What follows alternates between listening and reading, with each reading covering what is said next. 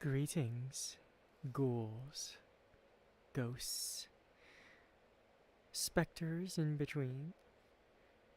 Hey, it's Ray Langley at your service, and welcome back to another Wicked Wednesday.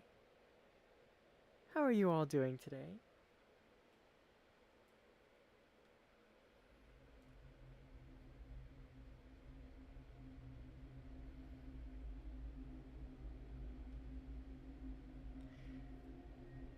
For everyone just tuning in, my name is Ray Langley. I am a virtual entertainer, wolf girl extraordinaire, literary lover, and horror aficionado.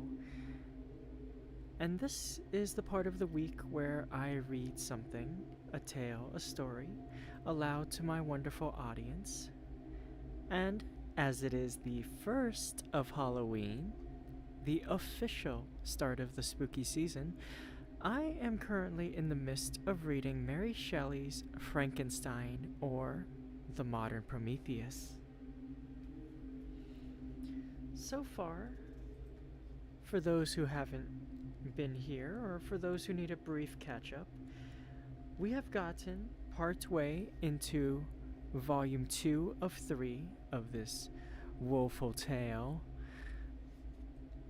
And of course, a brief summary of the events going on.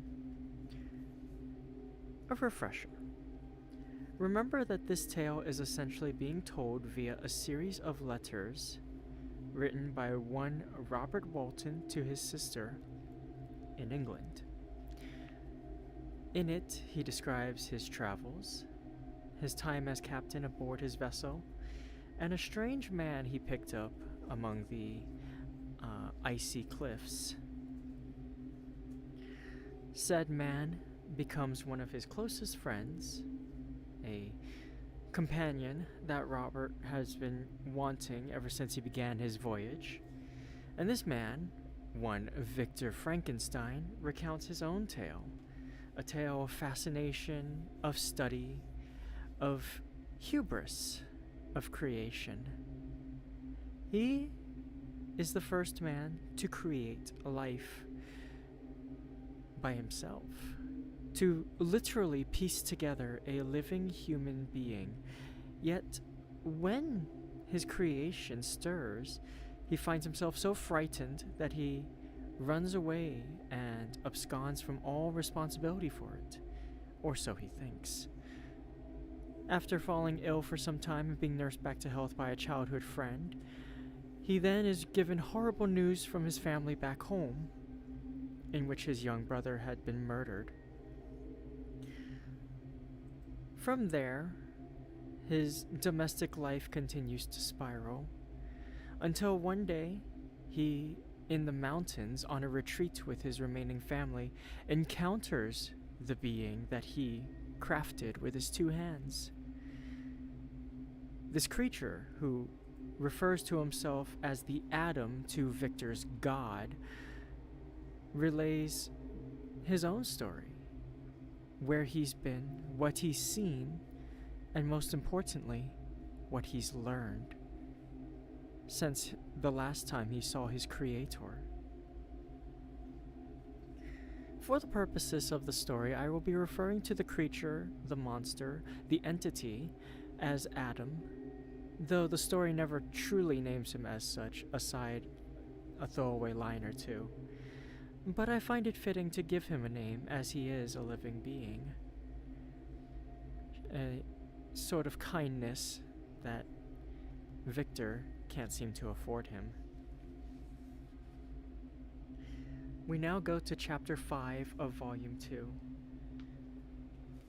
And so far on Adam's journey, he has learned very quickly about sensations and how they relate to his senses, about humans and their revulsion to things deemed not normal, and whilst living in the shadows of a humble mountain cottage, about family and about language. The creature now speaks in intelligible, coherent, full sentences, boasting a rather impressive vocabulary. But at this point in his story, he has not yet gotten such. Let's see where he goes from here. Chapter 5. I now hasten to the more moving part of my story. I shall relate events that impressed me with feelings which, from what I was, have made me what I am. Spring advanced rapidly. The weather became fine, and the skies cloudless. It surprised me that what before was desert and gloomy should now bloom with the most beautiful flowers and verdure.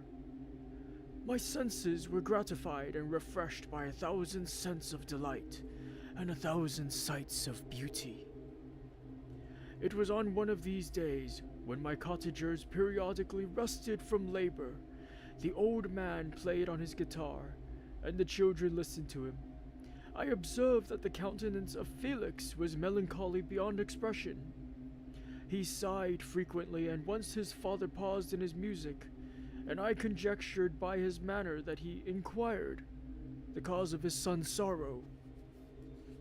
Felix replied in a cheerful accent, and the old man was recommencing his music, when someone tapped at the door.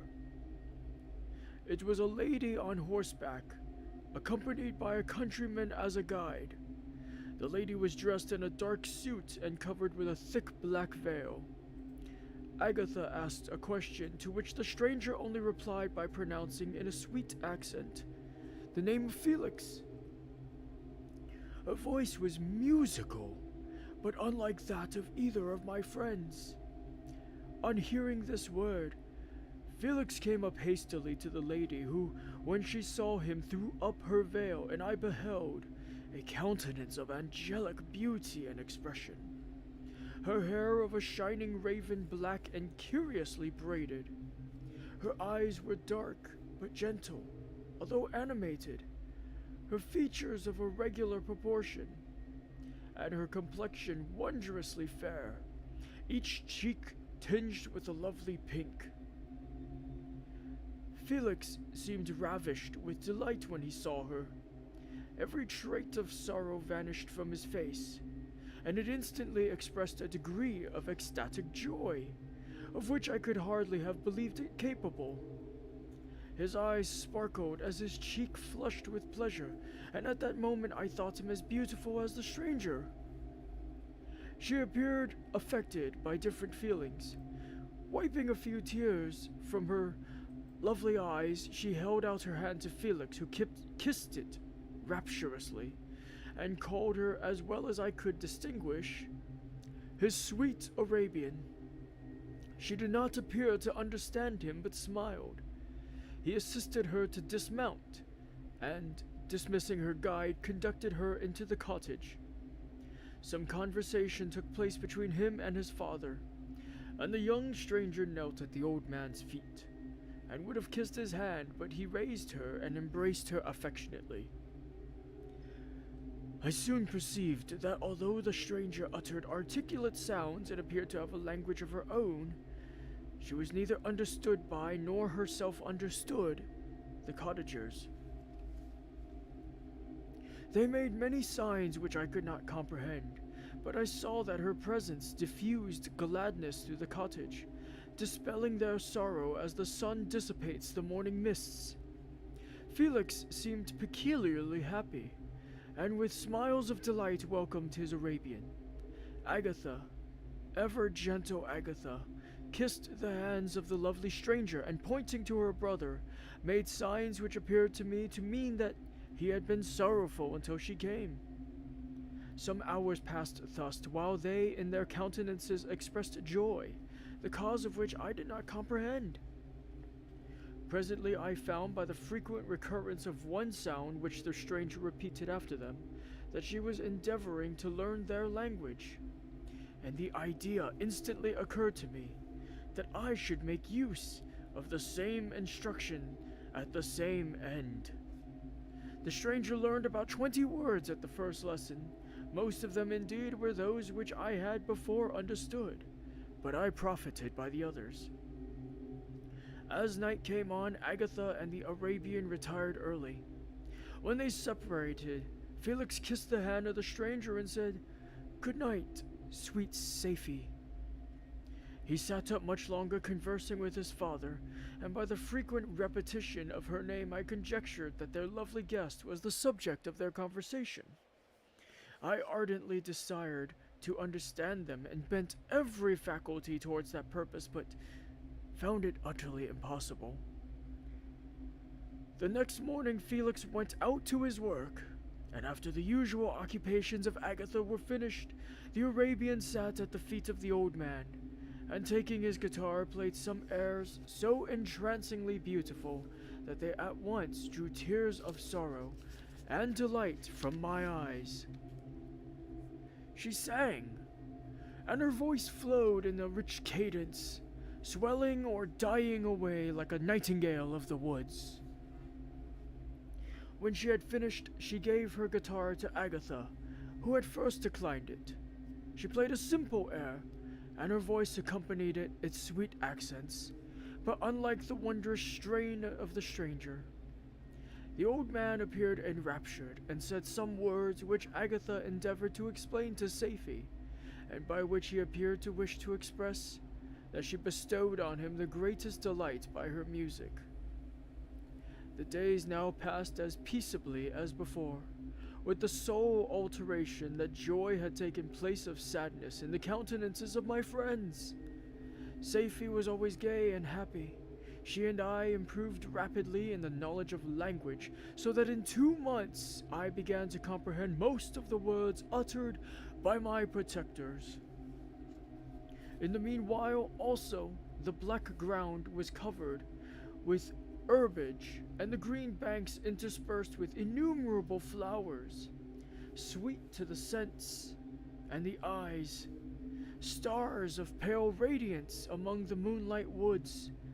The sun became warmer, the nights clear and balmy, and my nocturnal rambles were an extreme pleasure to me, although they were considerably shortened by the late setting and early rising of the sun, for I never ventured abroad during daylight, fearful of meeting with the same treatment as I had formerly endured in the first village which I entered.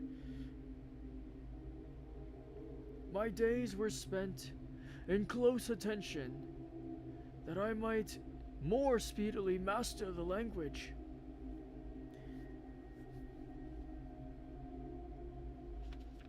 And I may boast that I improved more rapidly than the Arabian, who understood very little, and conversed in broken accents, whilst I comprehended and could imitate almost every word that was spoken. While I improved in speech, I also learned the science of letters as it was taught to the stranger, and this opened before me a wide field for wonder and delight. The book from which Felix instructed Safie was Volney's Ruins of Empires. I should not have understood the purport of this book had not Felix, in reading it, given many minute explanations. He had chosen this work, he said, because the declamatory style was framed in imitation of the Eastern authors. Through this work I obtained a cursory knowledge of history, and a view of the several empires at present existing in the world. It gave me an insight into the manners, governments, and religions of the different regions of the earth. I heard of the slothful Asiatics, of the stupendous genius and mental activity of the Grecians, of the wars and wonderful virtue of the early Romans, of their subsequent degeneration, of the decline of that mighty empire, of chivalry, Christianity, and kings. I heard of the discovery of the American hemisphere and wept with Safie over the hapless fate of its original inhabitants. These wonderful narrations inspired me with strange feelings. Was man indeed at once so powerful, so virtuous and magnificent, yet so vicious and base? He appeared at one time a mere scion of the evil principle, and at another at all that can be conceived of noble and godlike. To be a great and virtuous man appeared the highest honor that could befall a sensitive being. To be base and vicious, as many on record have been, appeared the lowest degradation, a condition more abject than that of the blind mole or harmless worm. For a long time I could not conceive how one man could go forth to murder his fellow, or even why there were laws and governments. But when I heard details of vice and bloodshed, my wonder ceased, and I turned away with disgust and loathing.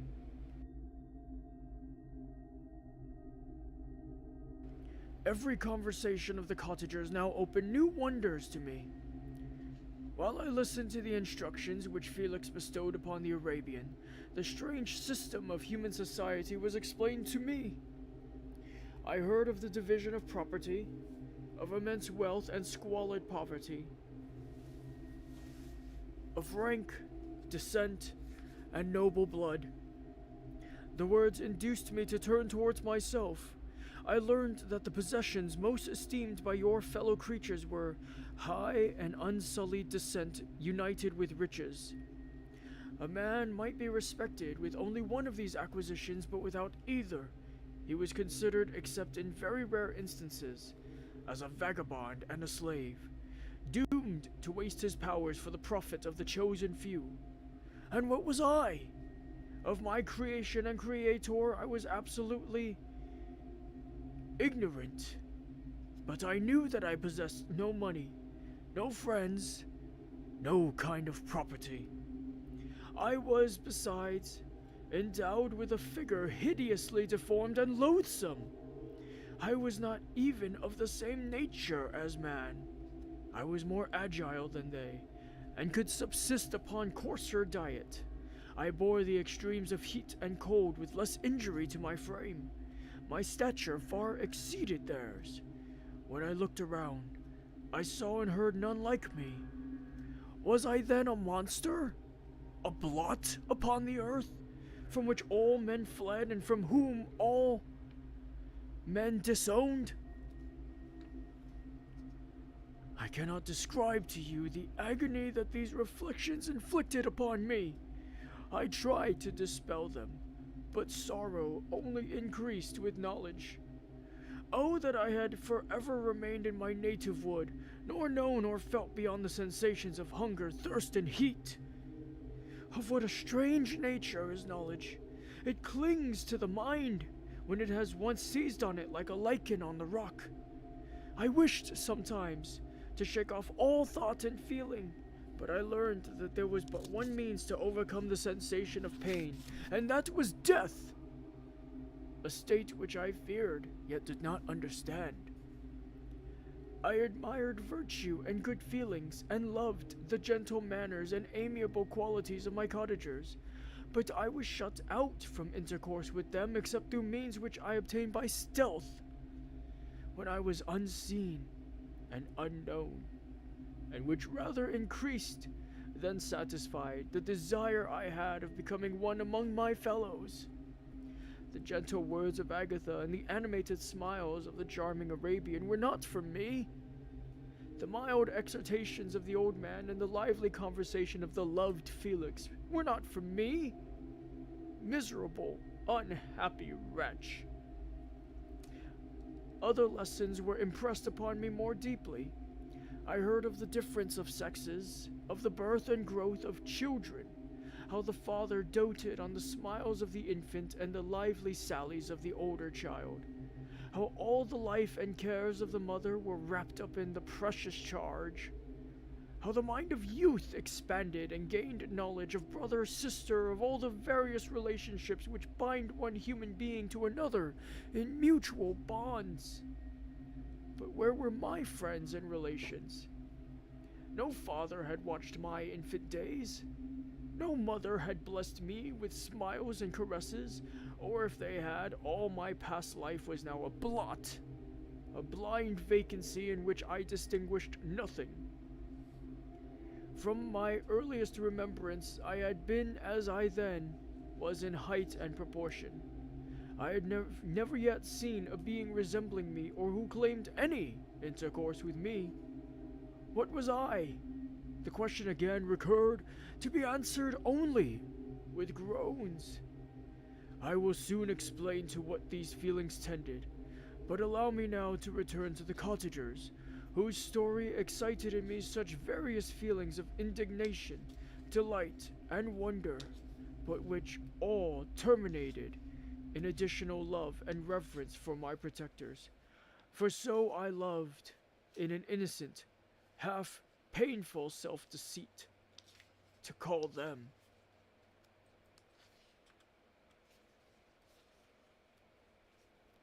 Chapter 6. Some time elapsed before I learned the history of my friends. It was one which could not fail to impress itself deeply on my mind, unfolding as it did a number of circumstances, each interesting and wonderful to one so utterly inexperienced as I was. The name of the old man was de Lacy. He was descended from a good family in France, where he had lived for many years in affluence, respected by his superiors and beloved by his equals. His son was bred in the service of his country, and Agatha had ranked with ladies of the highest distinction. A few months before my arrival, they had lived in a large and luxurious city called Paris, surrounded by friends and possessed of every enjoyment which virtue, refinement of intellect, or taste, accompanied by a moderate fortune, could afford.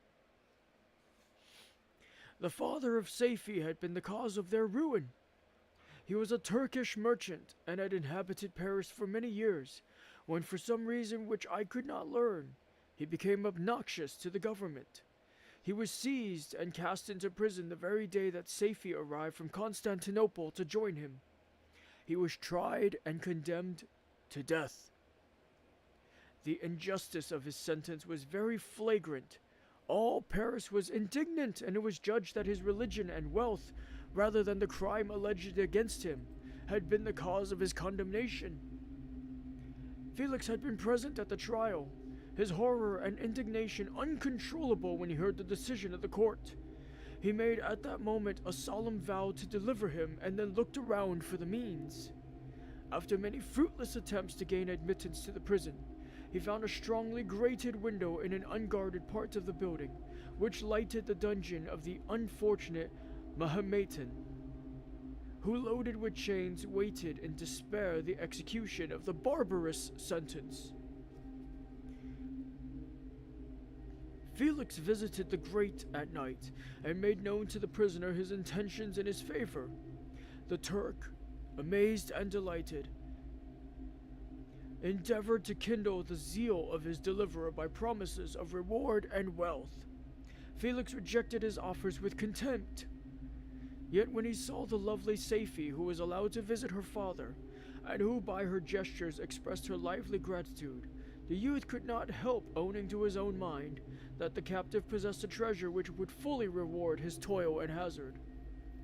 The Turk quickly perceived the impression that his daughter had made on the heart of Felix, and endeavored to secure him more entirely in his interests by the promise of her hand in marriage, so soon as he should be conveyed to a place of safety. Felix was too delicate to accept this offer. Yet he looked forward to the probability of that event as to the consummation of his happiness. During the ensuing days, while the preparations was going forward for the escape of the merchant, the zeal of Felix was warmed by several letters that he received from this lovely girl, who found means to express her thoughts in the language of her lover by the aid of an old man, a servant of her father's who understood French. She thanked him in the most ardent terms for his intended services toward her father, and at the same time she greatly deplored her own fate. I have copies of these letters, for I found means during my residence in the hovel to procure the implements of writing, and the letters were often in the hands of Felix or Agatha. Before I depart, I will give them to you. They will prove the truth of my tale, but at present, as the sun is already far declined, I shall only have time to repeat the substance of them to you. Safie related that her mother was a Christian Arab, seized and made a slave by the Turks. Recommended by her beauty, she had won the heart of the father of Safie, who married her. The young girl spoke in high and enthusiastic terms of her mother, who, born in freedom, spurned the bondage to which she was now reduced. She instructed her daughter in the tenets of her religion, and taught her to aspire to higher powers of intellect, and an independence of spirit forbidden to the female followers of Mahomet. This lady died, but her lessons were indelibly impressed on the mind of Safie, who sickened at the prospect of again returning to Asia, and the being immured within the walls of a haram, allowed only to occupy herself with puerile amusements, ill-suited to the temper of her soul, now accustomed to grand ideas and the noble emulation for virtue. The prospect of marrying a Christian and remaining in a country where women were allowed to take rank in society was enchanting to her. The day for the execution of the Turk was fixed, but on the night previous to it, he had quitted prison, and before morning was distant many leagues from Paris. Felix had procured passports in the name of his father, sister, and himself. He had previously communicated his plan to the former, who aided the deceit by quitting his house under the pretense of a journey, and concealed himself with his daughter in an obscure part of Paris. Felix conducted the fugitives to France to Lyons, and across Mont-Cenis to Leghorn, where the merchant had decided to wait a favorable opportunity of passing into some part of the Turkish dominions. Safie resolved to remain with her father until the moment of his departure, before which time the Turk renewed his promise that she should be united to his deliverer. and Felix remained with them in expectation of that event. And in the meantime he enjoyed the society of the Arabian, who exhibited towards him the simplest and tenderest affection.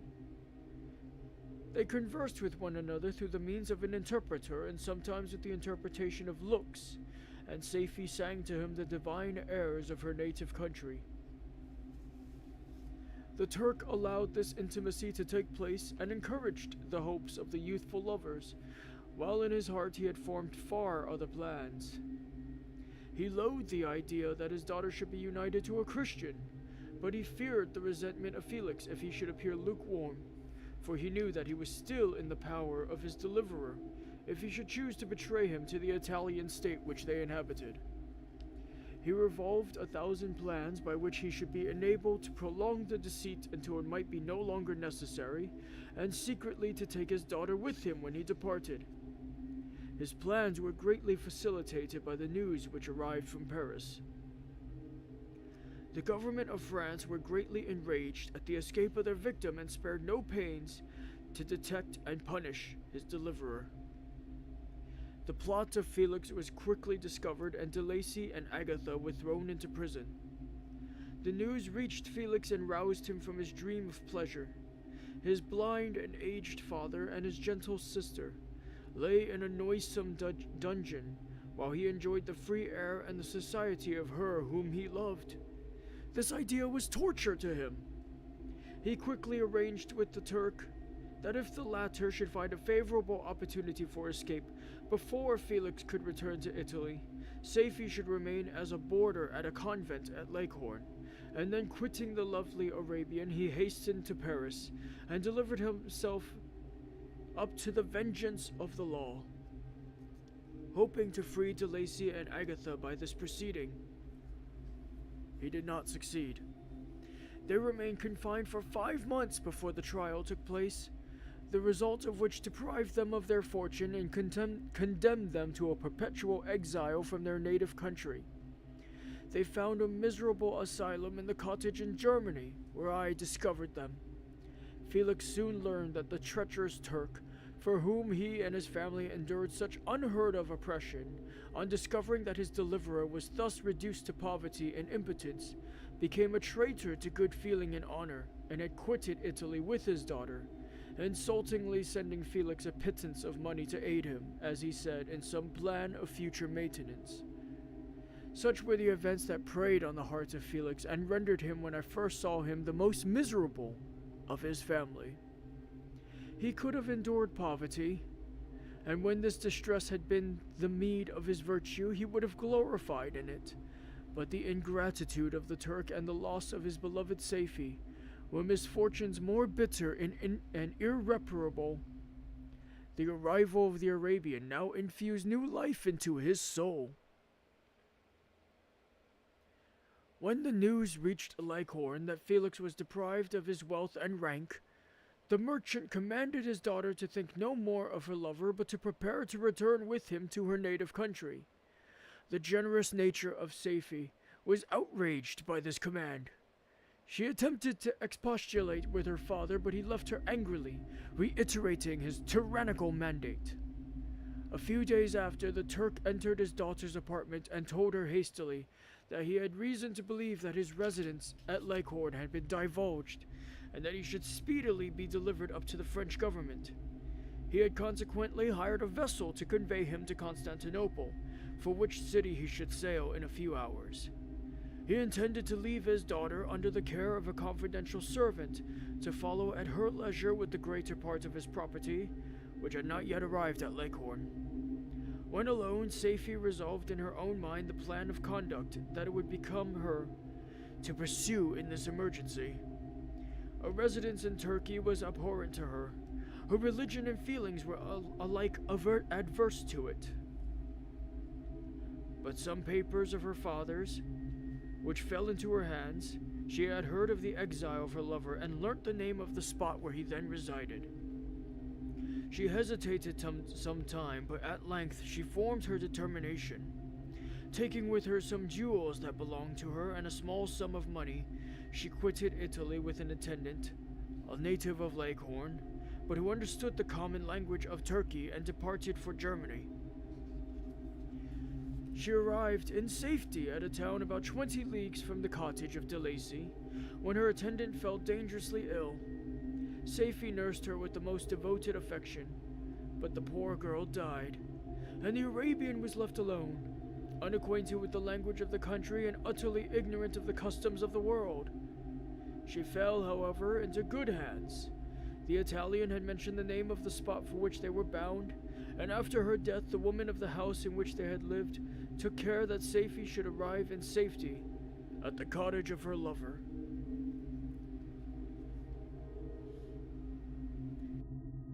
I'm gonna get some water and we'll continue.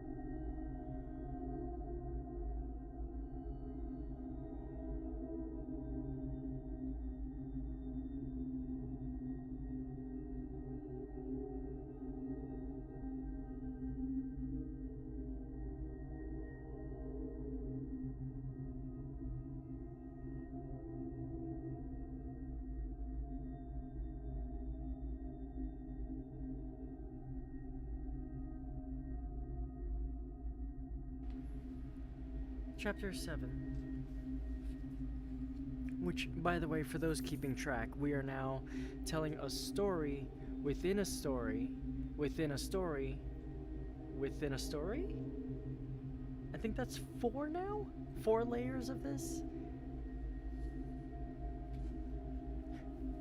We have the story of the cottagers, which is being relayed by Adam, which is inside of Adam's story, which is being relayed to Frankenstein, which is inside of Frankenstein's story, who he is telling to Walton, which is inside of Walton's letters, which he is sending to his sister. Do you think this story onion is deep enough?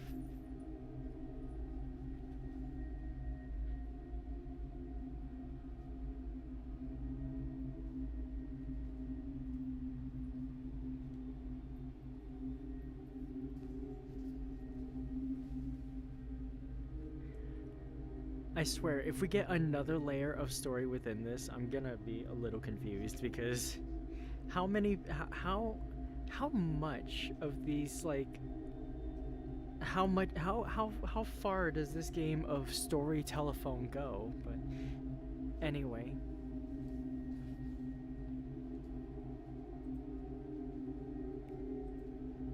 Walton's sister be like, I just asked how you were doing.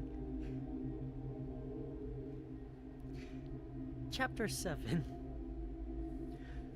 Such was the history of my beloved cottagers. It impressed me deeply, I learned from the views of social life which it developed, to admire their virtues and to deprecate the vices of mankind. As yet I looked upon crime as a distant evil.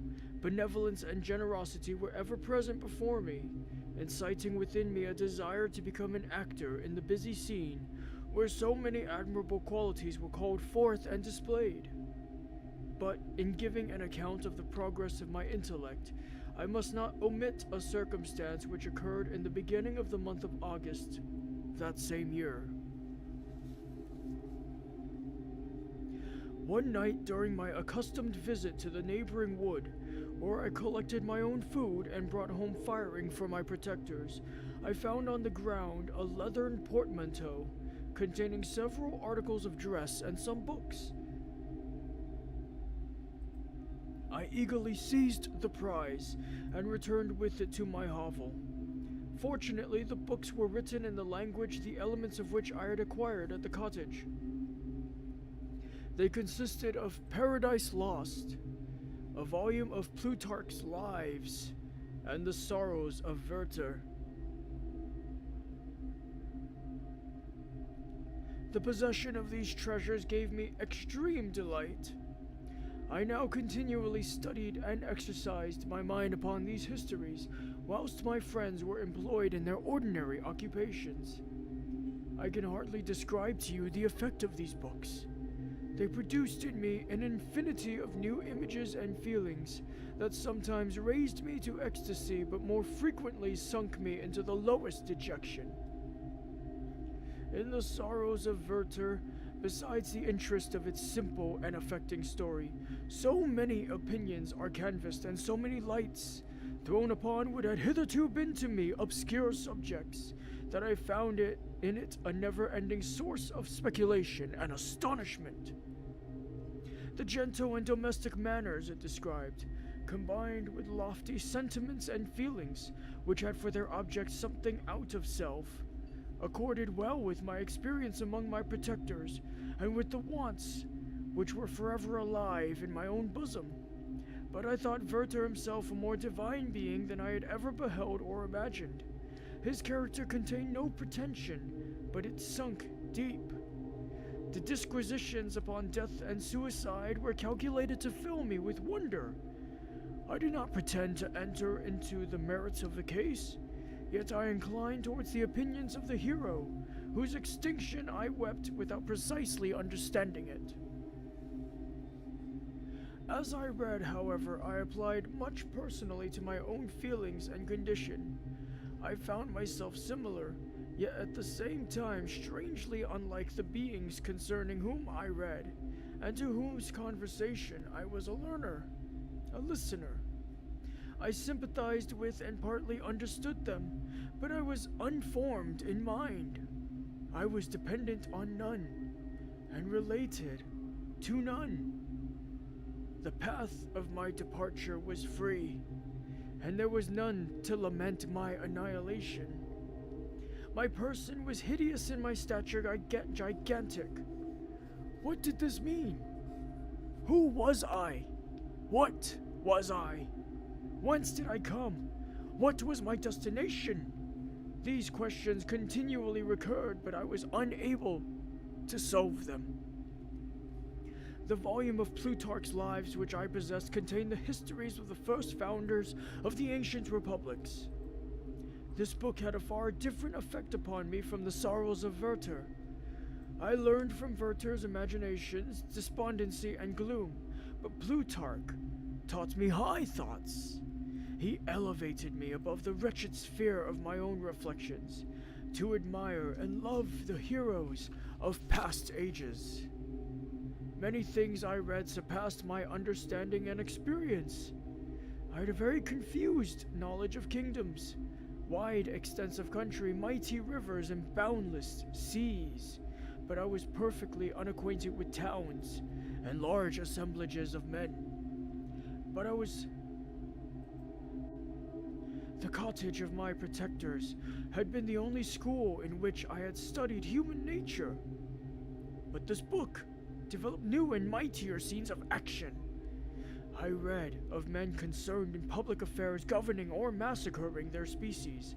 I felt the greatest ardor for virtue rise within me, and abhorrence for vice, as far as I understood the signification of these terms, relative as they were as I applied them to pleasure and pain alone.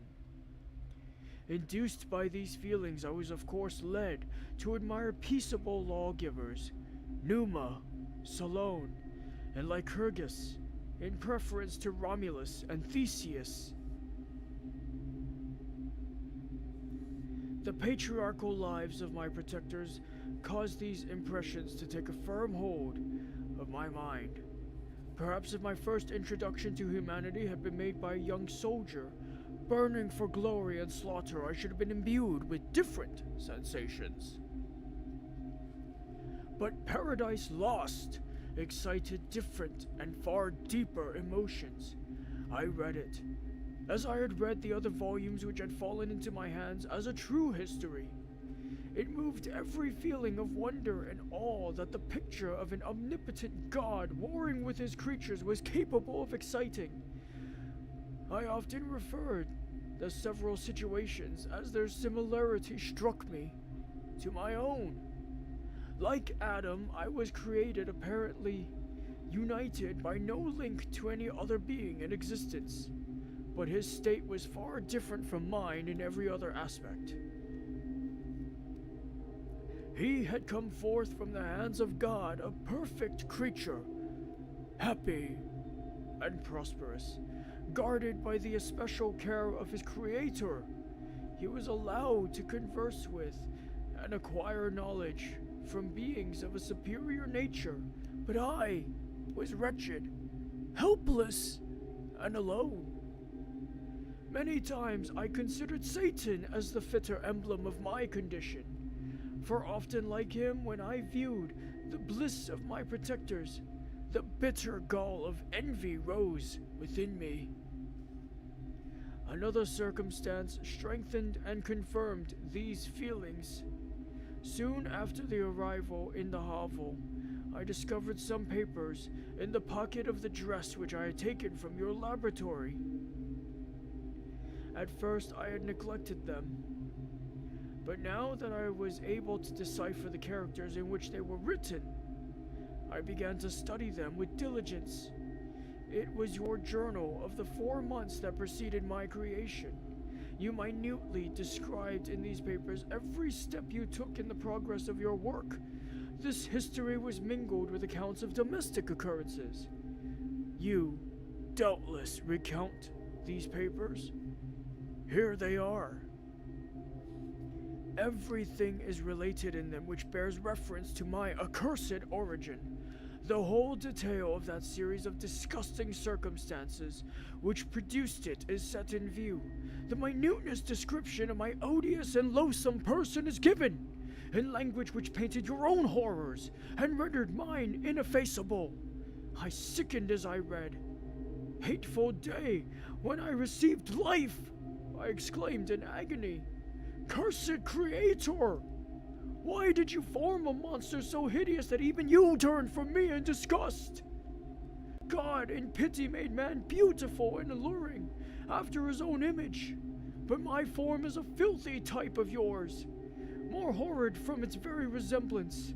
Satan had his companions, fellow devils, to admire and encourage him, but I am solitary and detested.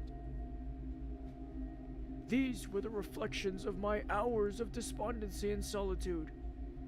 But when I contemplated the virtues of the cottagers, their amiable and benevolent dispositions, I persuaded myself that when they should become acquainted with my admiration of their values, they would compassionate me and overlook my personal deformity.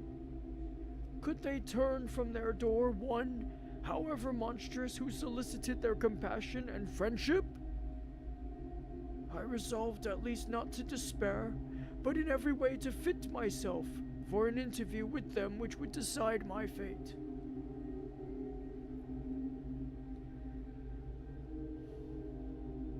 I postponed this attempt for some months longer, for the importance attached to its success inspired me with a dread lest I should fail.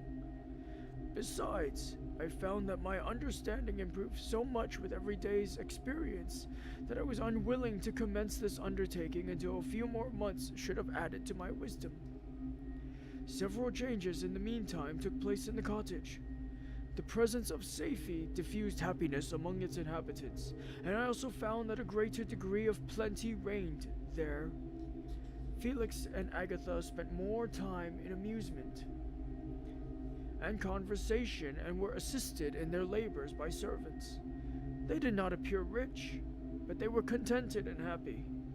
Their feelings were serene and peaceful, while mine became every day more tumultuous. Increase of knowledge only discovered to me more clearly what a wretched outcast I was. I cherished hope, it is true, but it vanished when I beheld my person reflected in water, or my shadow in the moonshine, even as that frail image and that inconstant shade.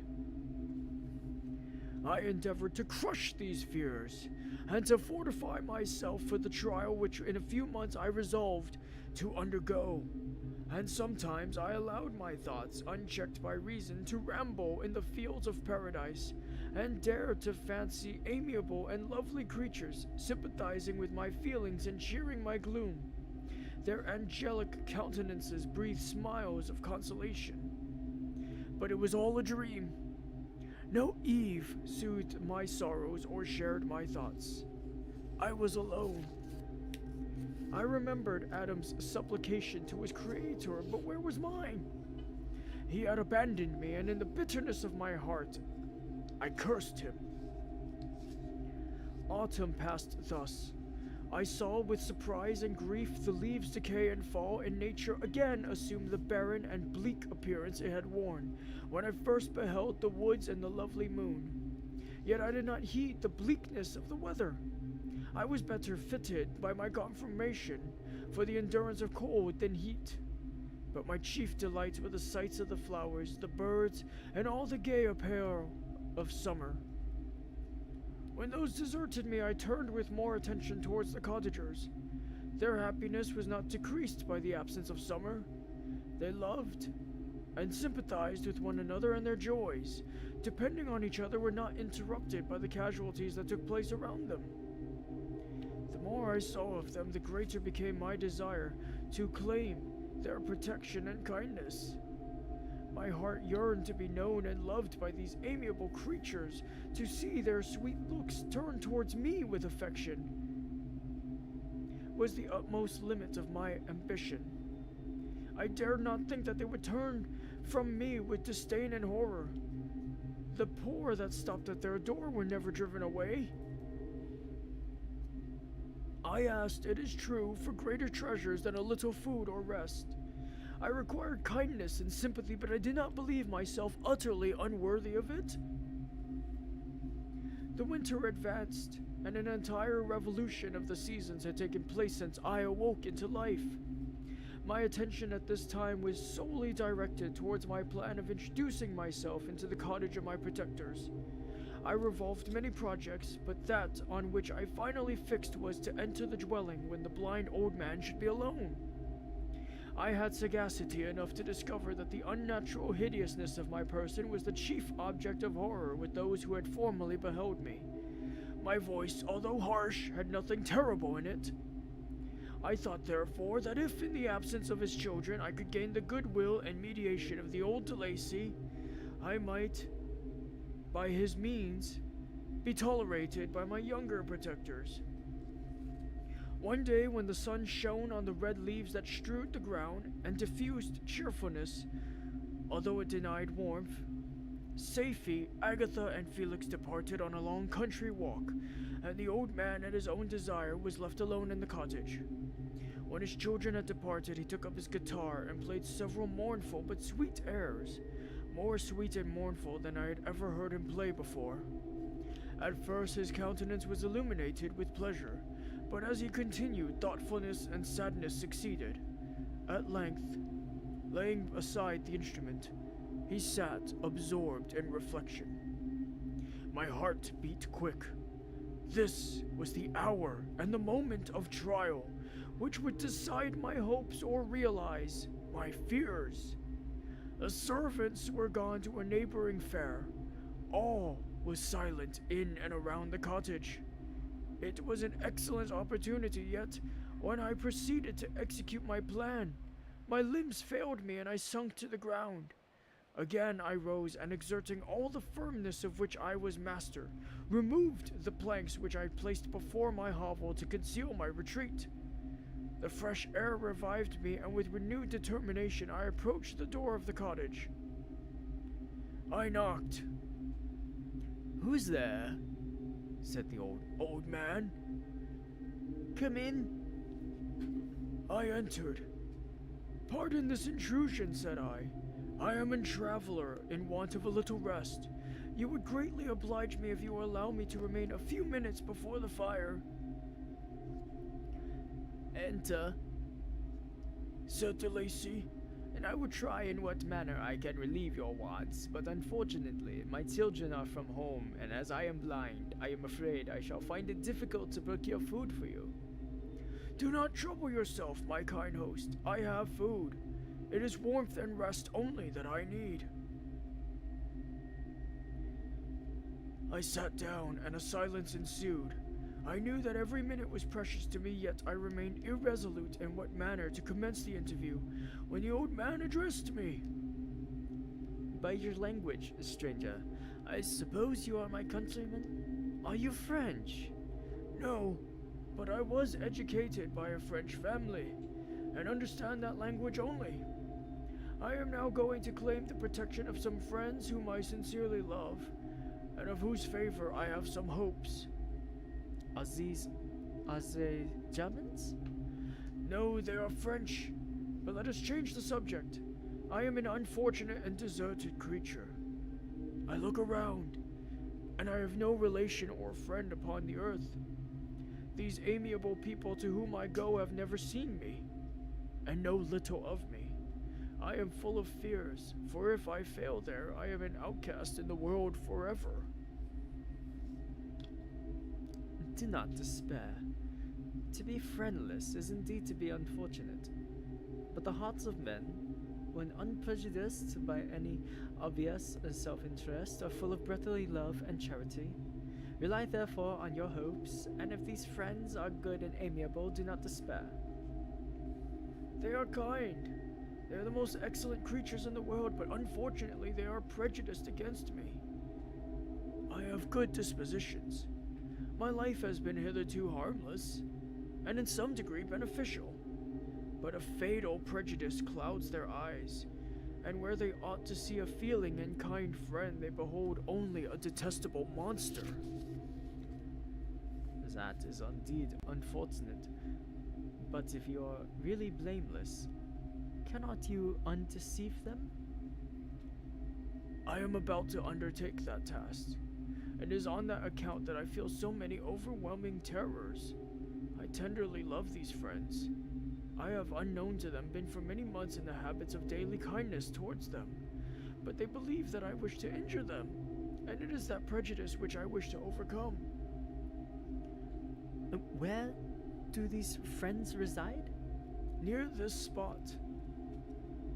The old man paused and then continued.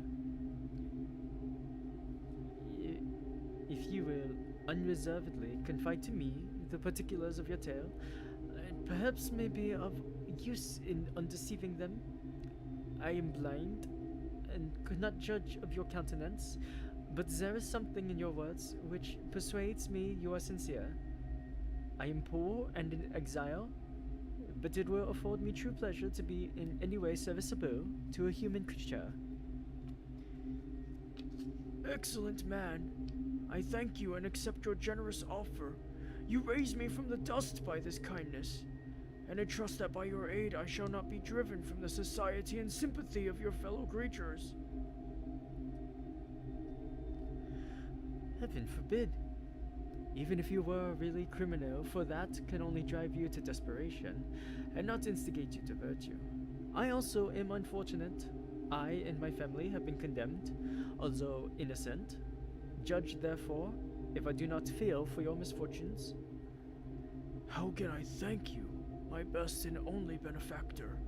From your lips first have I heard the voice of kindness directed toward me. I shall be forever grateful, and your present humanity assures me of success with those friends whom I am on the point of meeting. May I know the names and residence of those friends? I paused.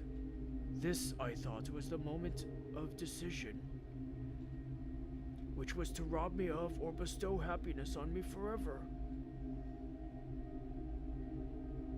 I struggled vainly for firmness sufficient to answer him, but the effort destroyed all my remaining strength. I sank on the chair and sobbed aloud. At that moment I heard the steps of my younger protectors. I had not a moment to lose.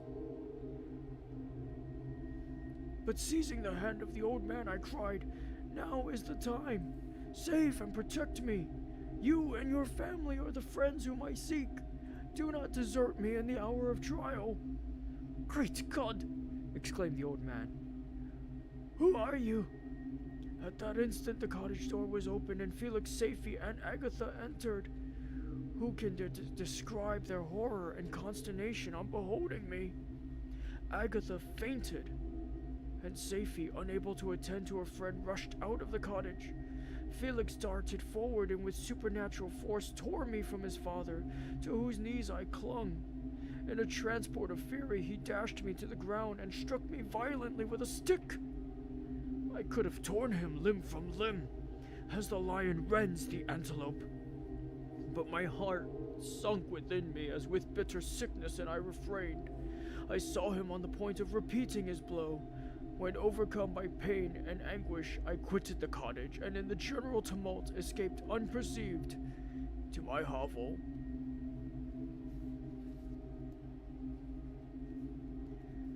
Chapter 8.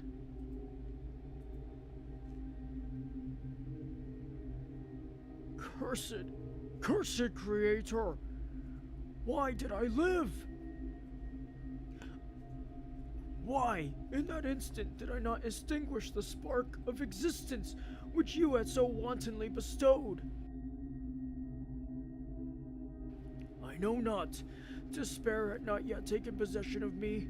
My feelings were those of rage and revenge. I could with pleasure have destroyed the cottage and its inhabitants, and have glutted myself with their shrieks and misery.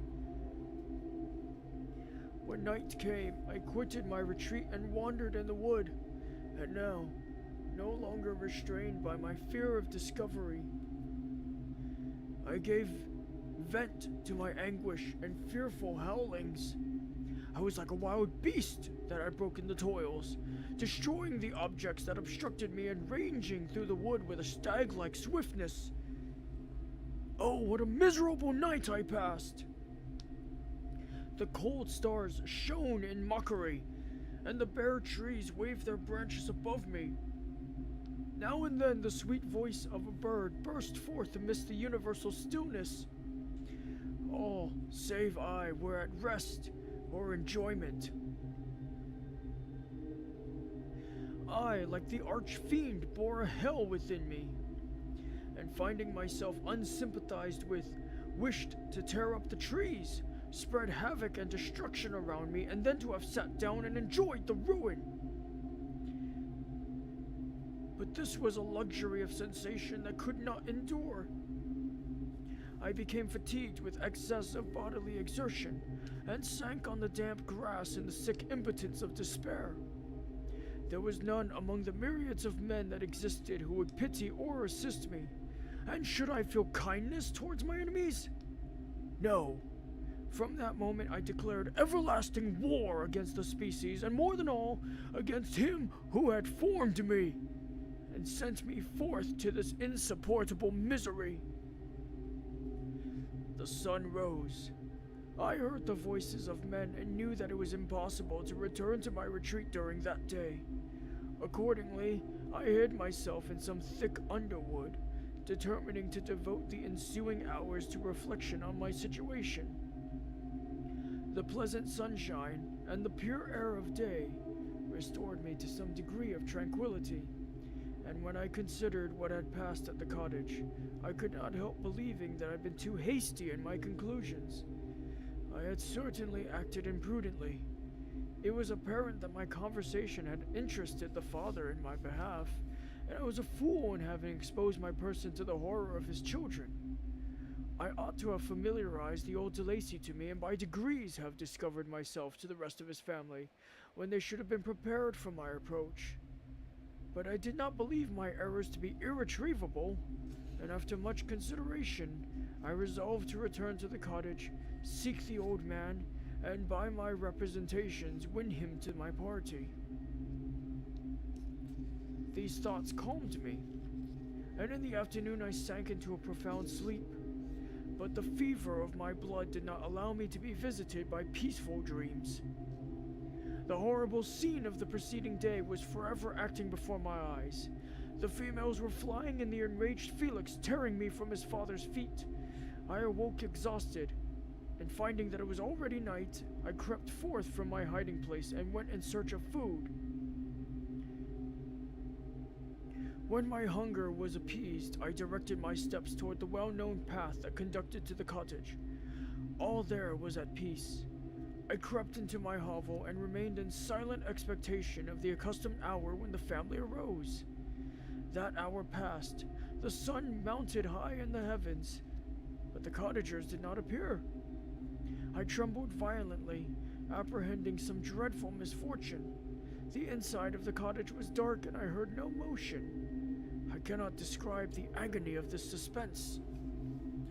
Presently, 2 countrymen passed by, but pausing near the cottage, they entered into conversation using violent gesticulations. But I did not understand what they said, as they spoke the language of the country, which differed from that of my protectors. Soon after, however, Felix approached with another man. I was surprised, as I knew that he had not quitted the cottage that morning, and waited anxiously to discover from his discourse the meaning of these unusual appearances.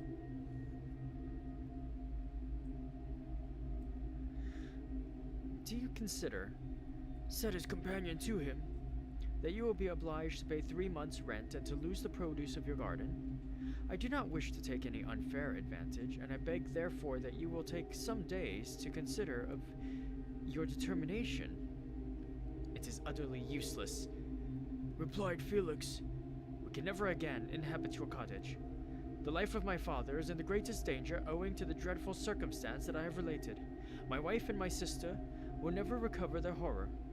I entreat you not to reason with me any more. Take possession of your tenement and let me fly from this place. Felix trembled violently as he said this. He and his companion entered the cottage, in which they remained for a few minutes and then departed. I never saw any of the family of De Lacy anymore. I continued for the remainder of the day in my hovel in a state of utter and stupid despair. My protectors had departed, and had broken the only link that held me to the world. For the first time, the feelings of revenge and hatred filled my bosom, and I did not strive to control them, but, allowing myself to be borne away by the stream, I bent my mind towards injury and death. When I thought of my friends, of the mild voice of De Lacy, the gentle eyes of Agatha, and the exquisite beauty of the Arabian, these thoughts vanished, and a gush of tears somewhat soothed me. But again, when I reflected that they had spurned and deserted me, anger returned, a rage of anger, and unable to injure anything human, I turned my fury towards inanimate objects. As night advanced, I placed a variety of combustibles around the cottage, and after having destroyed every vestige of cultivation in the garden, I waited with forced impatience until the moon had sunk to commence my operations. As the night advanced, a fierce wind arose from the woods and quickly dispersed the clouds that had loitered in the heavens. The blast tore along like a mighty avalanche and produced a kind of insanity in my spirits that burst all bounds of reason and reflection. I lighted the dry branch of a tree and danced with fury around the devoted cottage, my eyes still fixed on the western horizon, the edge of which the moon nearly touched. A part of its orb was at length hid, and I waved my brand. It sunk, and with a loud scream I fired the straw, and heath, and bushes which I had collected. The wind fanned the fire, and the cottage was quickly enveloped by the flames which clung to it and licked it with their forked and destroying tongues. As soon as I was convinced that no assistance could save any part of the habitation, I quitted the scene and sought for refuge in the woods. And now, with the world before me, whither should I bend my steps? I resolved to fly far from the scene of my misfortunes. But to me, hated and despised, every country must be equally horrible. At length, the thought of you crossed my mind. I learned from your papers that you were my father, my creator, and to whom could I apply with more fitness than to him who had given me life? Among the lessons that Felix had bestowed upon Safie, geography had not been omitted. I had learned from these the relative situations of the different countries of the earth. You had mentioned Geneva as the name of your native town, and towards this place I resolved to proceed. But how was I to direct myself? I knew that I must travel in a southwesterly direction to reach my destination, but the sun was my only guide. I did not know the names of the towns that I was to pass through, nor could I ask information from a single human being. But I did not despair. From you only could I hope for succor, although towards you I felt no sentiment but that of hatred. Unfeeling, heartless creator, you had endowed me with perceptions and passions, but then cast me abroad an object for the scorn and horror of mankind. But on you only had I any claim for pity and redress, and from you I determined to seek that justice which I vainly attempted to gain from any other being that wore the human form. My travels were long and the sufferings I endured intense. It was late in autumn when I quitted the district where I had so long resided. I traveled only at night, fearful of encountering the visage of a human being. Nature decayed around me, and the sun became heatless. Rain and snow poured around me. Mighty rivers were frozen. The surface of the earth was hard and chill and bare, and I found no shelter. O earth, how often did I imprecate curses on the cause of my being? The mildness of my nature had fled, and all within me was turned to gall and bitterness. The nearer I approached to your habitation, the more deeply did I feel the spirit of revenge enkindled in my heart. Snow fell and the waters were hardened, but I rested not. A few incidents now and then directed me, and I possessed a map of the country, but I often wandered wide from my path. The agony of my feelings allowed me no respite. No incident occurred from which my rage and misery could not extract its food. But a circumstance that happened when I arrived on the confines of Switzerland, when the sun had recovered its warmth, and the earth again began to look green, confirmed in an especial manner the bitterness and horror of my feelings. I generally rested during the day, and traveled only when I was secured by night from the view of man. One morning, however, finding that my path lay through a deep wood, I ventured to continue my journey after the sun had risen. The day, which was one of the first of spring, cheered even me by the loveliness of its sunshine and the balminess of the air.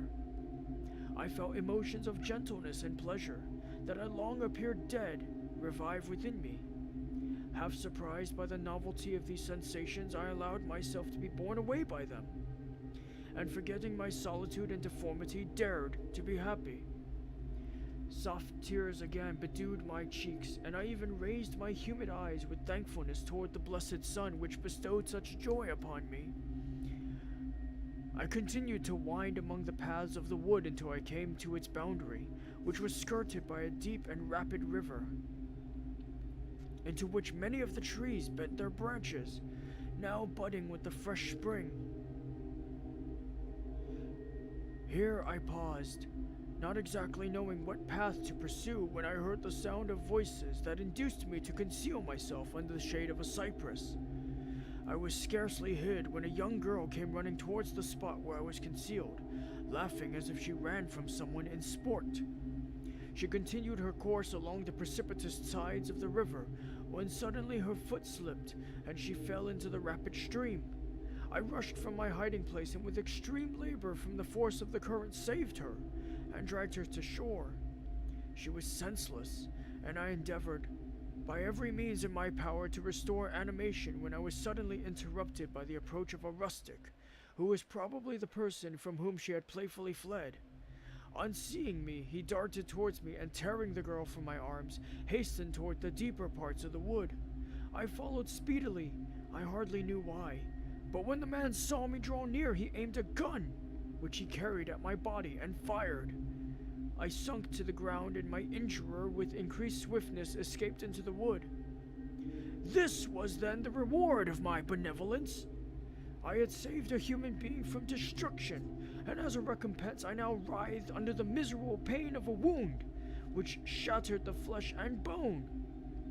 The feelings of kindness and gentleness which I had entertained but a few moments before gave place to hellish rage and gnashing of teeth. Inflamed by pain, I vowed eternal hatred and vengeance to all mankind.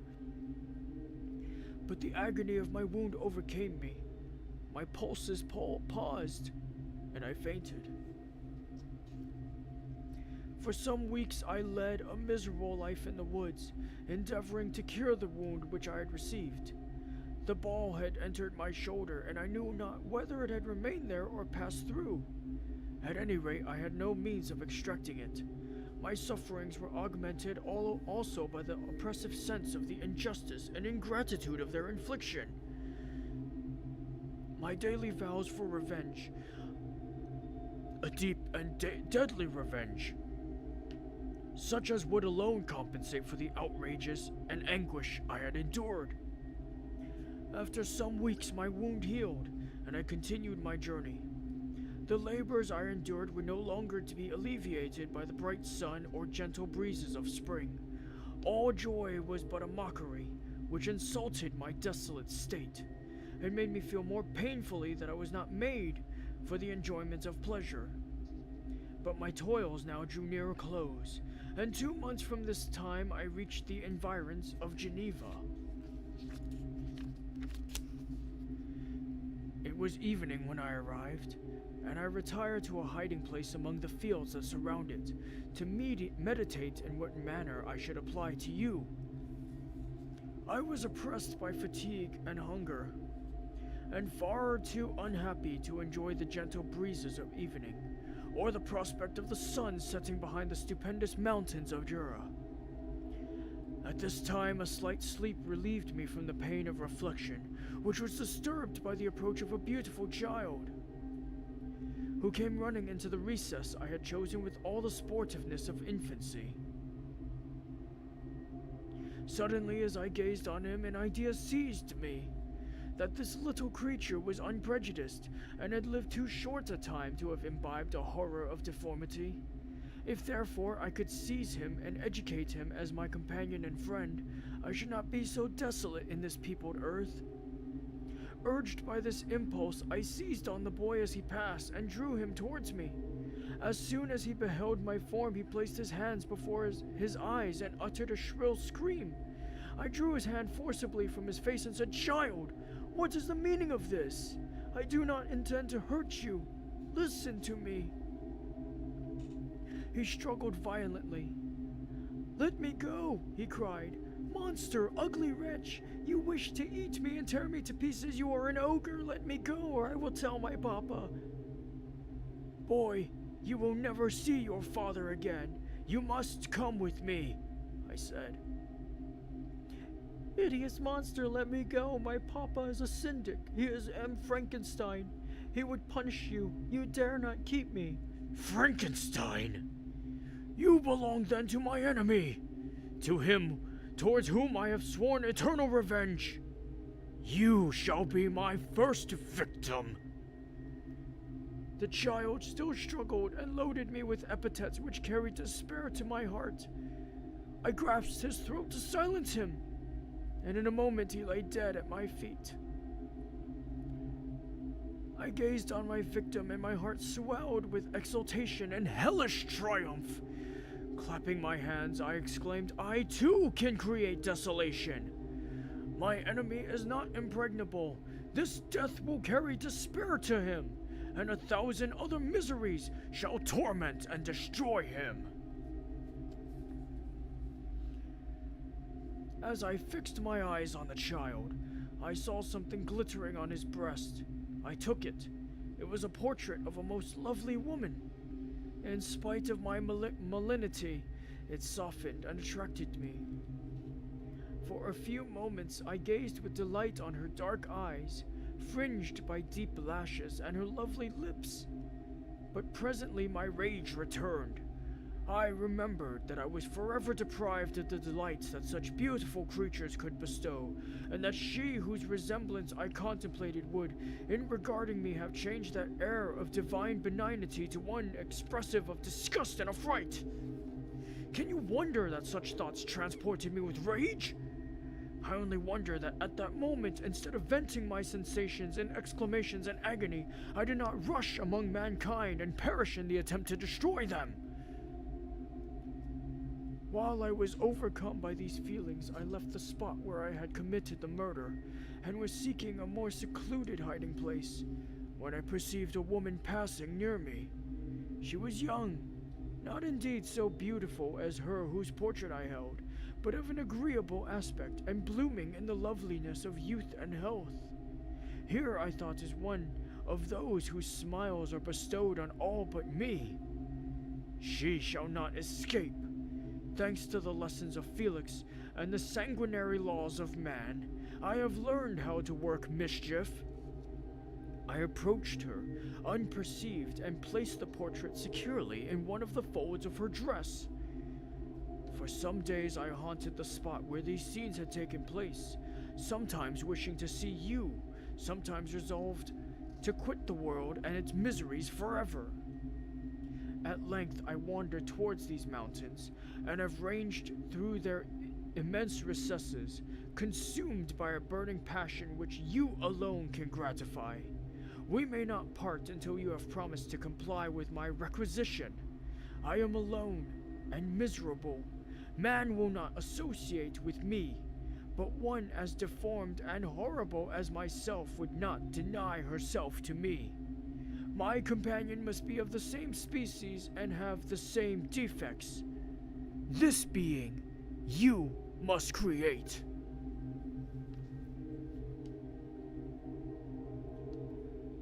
Chapter 9. The being finished speaking and fixed his looks upon me in expectation of a reply, but I was bewildered, perplexed, and unable to arrange my ideas sufficiently to understand the full extent of his proposition. He continued, You must create a female for me, with whom I can live in the interchange of those sympathies necessary for my being. This you alone can do, and I demand it of you as a right which you must not refuse. The latter part of his tale had kindled anew in me the anger that had died away while he narrated his peaceful life among the cottagers. And as he said this, I could no longer suppress the rage that burned within me. I do refuse it, I replied, and no torture shall ever extort a consent from me. You may render me the most miserable of men, but you shall never make me base in my own eyes. Shall I create another like yourself, whose joint wickedness might desolate the world? Begone! I have answered you. You may torture me, but I will never consent. You are in the wrong, replied the fiend, and instead of threatening, I am content to reason with you. I am malicious because I am miserable. Am I not shunned and hated by all mankind? You, my creator, would tear me to pieces and triumph. Remember that, and tell me why I should pity man more than he pities me. You would not call it murder if you could precipitate me into one of those ice rifts and destroy my frame, the work of your own hands. Shall I respect man when he contemns me? Let him live with me in the interchange of kindness, and instead of injury, I would bestow every benefit upon him with tears of gratitude at his acceptance. But that cannot be. The human senses are insurmountable barriers to our union. Yet mine shall not be the submission of abject slavery. I will revenge my injuries. If I cannot inspire love, I will cause fear, and chiefly towards you, my arch enemy, because my creator, do I swear inextinguishable hatred. Have a care. I will work at your destruction, nor finish until I desolate your heart, so that you curse the hour of your birth. A fiendish rage animated him as he said this. His face was wrinkled into contortions too horrible for human eyes to behold, but presently he calmed himself and proceeded. I intended to reason. This passion is detrimental to me, for you do not reflect that you are the cause of its excess. If any being felt emotions of benevolence toward me, I should return them 100 and 100-fold. For that one creature's sake, I would make peace with the whole kind. But I now indulge in dreams of bliss that cannot be realized. What I ask of you is reasonable and moderate. I demand a creature of another sex, but as hideous as myself. The gratification is small, but it is all that I can receive, and it shall content me. It is true, we shall be monsters, cut off from all the world, but on that account we shall be more attached to one another. Our lives will not be happy, but they will be harmless and free from the misery I now feel. Oh, my Creator, make me happy. Let me feel gratitude towards you for one benefit. Let me see that I excite the sympathy of some existing thing. Do not deny me my request. I was moved. I shuddered when I thought of the possible consequences of my consent, but I felt there was some justice in his argument. His tale and the feelings he now expressed proved him to be a creature of fine sensations. And did I not, as his maker, owe him all the portion of happiness that it was in my power to bestow? He saw my change of feeling and continued. If you consent, neither you nor any other human being shall ever see us again. I will go to the vast wilds of South America. My food is not that of man. I do not destroy the lamb and the kid to glut my appetite. Acorns and berries afford me sufficient nourishment. My companion will be of the same nature as myself and will be content with the same fare. We shall make our bed of dried leaves. The sun will shine on us as on men and will ripen our food. The picture I present to you is peaceful and human, and you must feel that you could deny it only in the wantonness of power and cruelty. Pitiless as you have been towards me, I now see compassion in your eyes. Let me seize the favorable moment and persuade you to promise what I so ardently desire.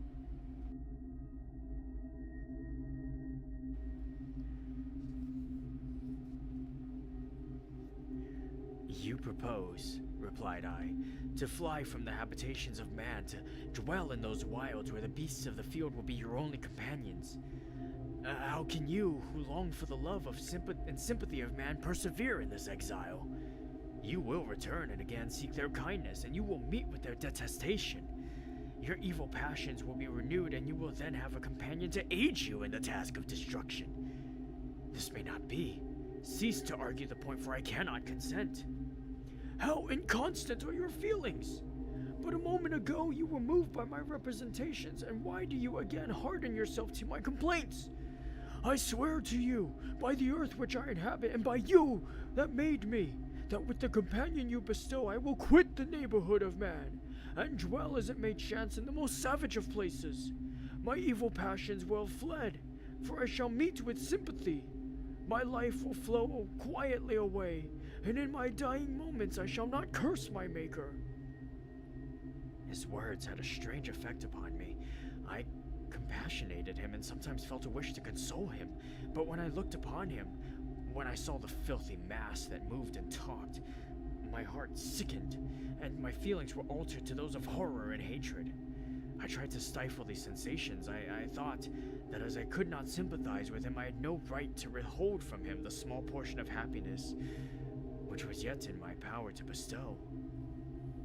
You swear, I said, to be harmless, but have you not already shown a degree of malice that should reasonably make me distrust you? May not even this be a feint that will increase your triumph by affording a wider scope for your revenge? How is this? How is this? I thought I moved your compassion, and yet you still refuse to bestow on me the only benefit that can soften my heart and render me harmless. If I have no ties and no affections, hatred and vice must be my portion. The love of another will destroy the cause of my crimes, and I shall become a thing of whose existence everyone will be ignorant. My vices are the children of a forced solitude that I abhor, and my virtues will necessarily arise when I live in communion with an equal. I shall feel the affection of a sensitive being and become linked to the chain of existence and events from which I am now excluded. I paused some time to reflect on all he had related. and the various arguments which he had employed.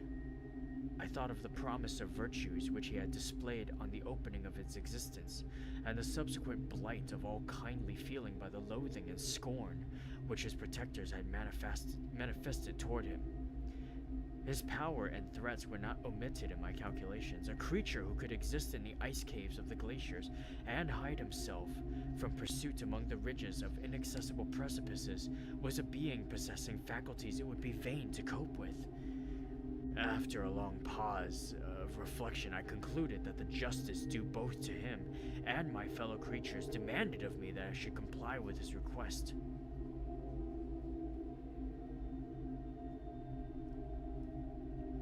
Turning to him, therefore, I said, "I consent to your demand, on your solemn oath to quit Europe forever, and every other place in the neighborhood of man, as soon as I shall deliver into your hands a female who will accompany you in your exile."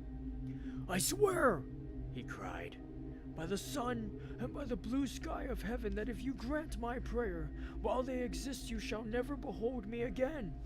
Depart to your home and commence your labors. I shall watch their progress with unutterable anxiety.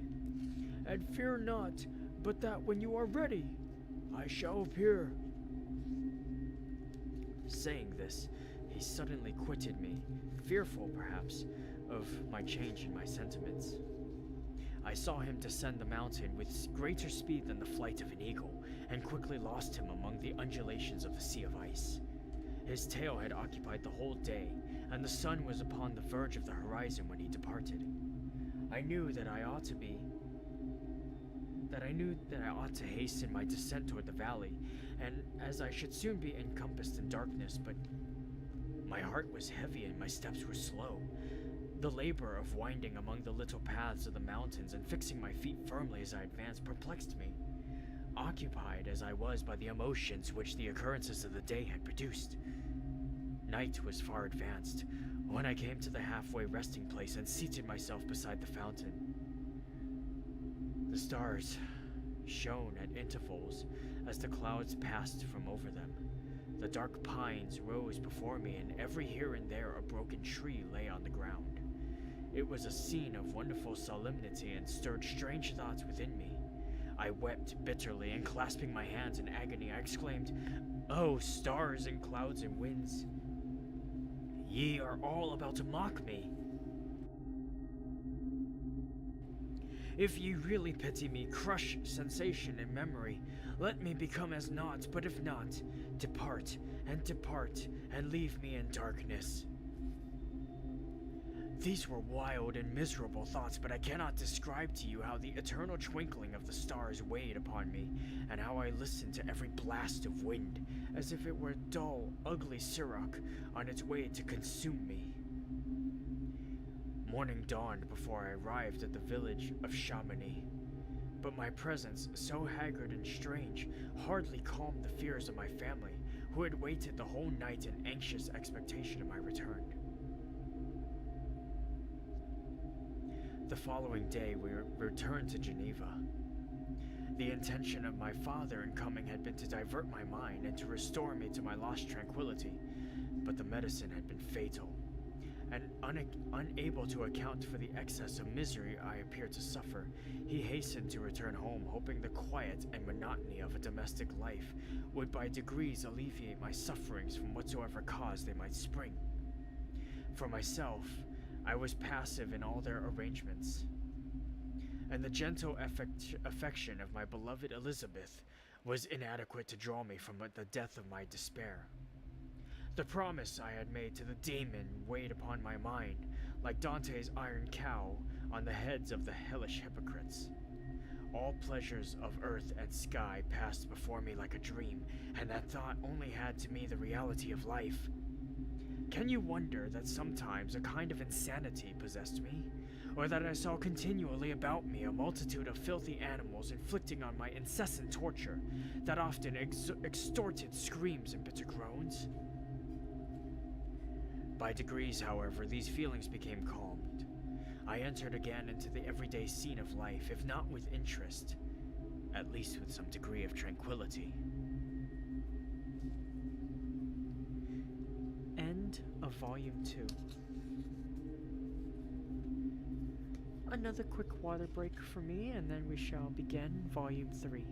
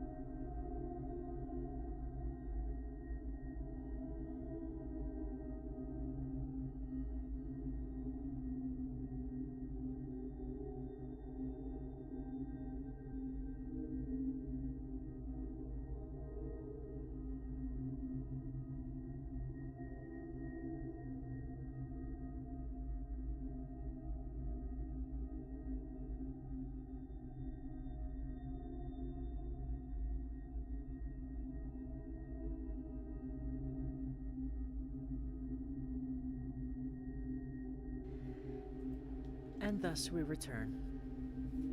Oh, I forgot to hit my BRB screen. I'm sorry. I love that little BRB screen.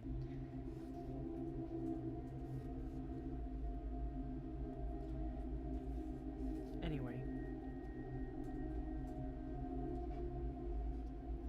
We now open Chapter 1 of Volume 3, the final volume in the story.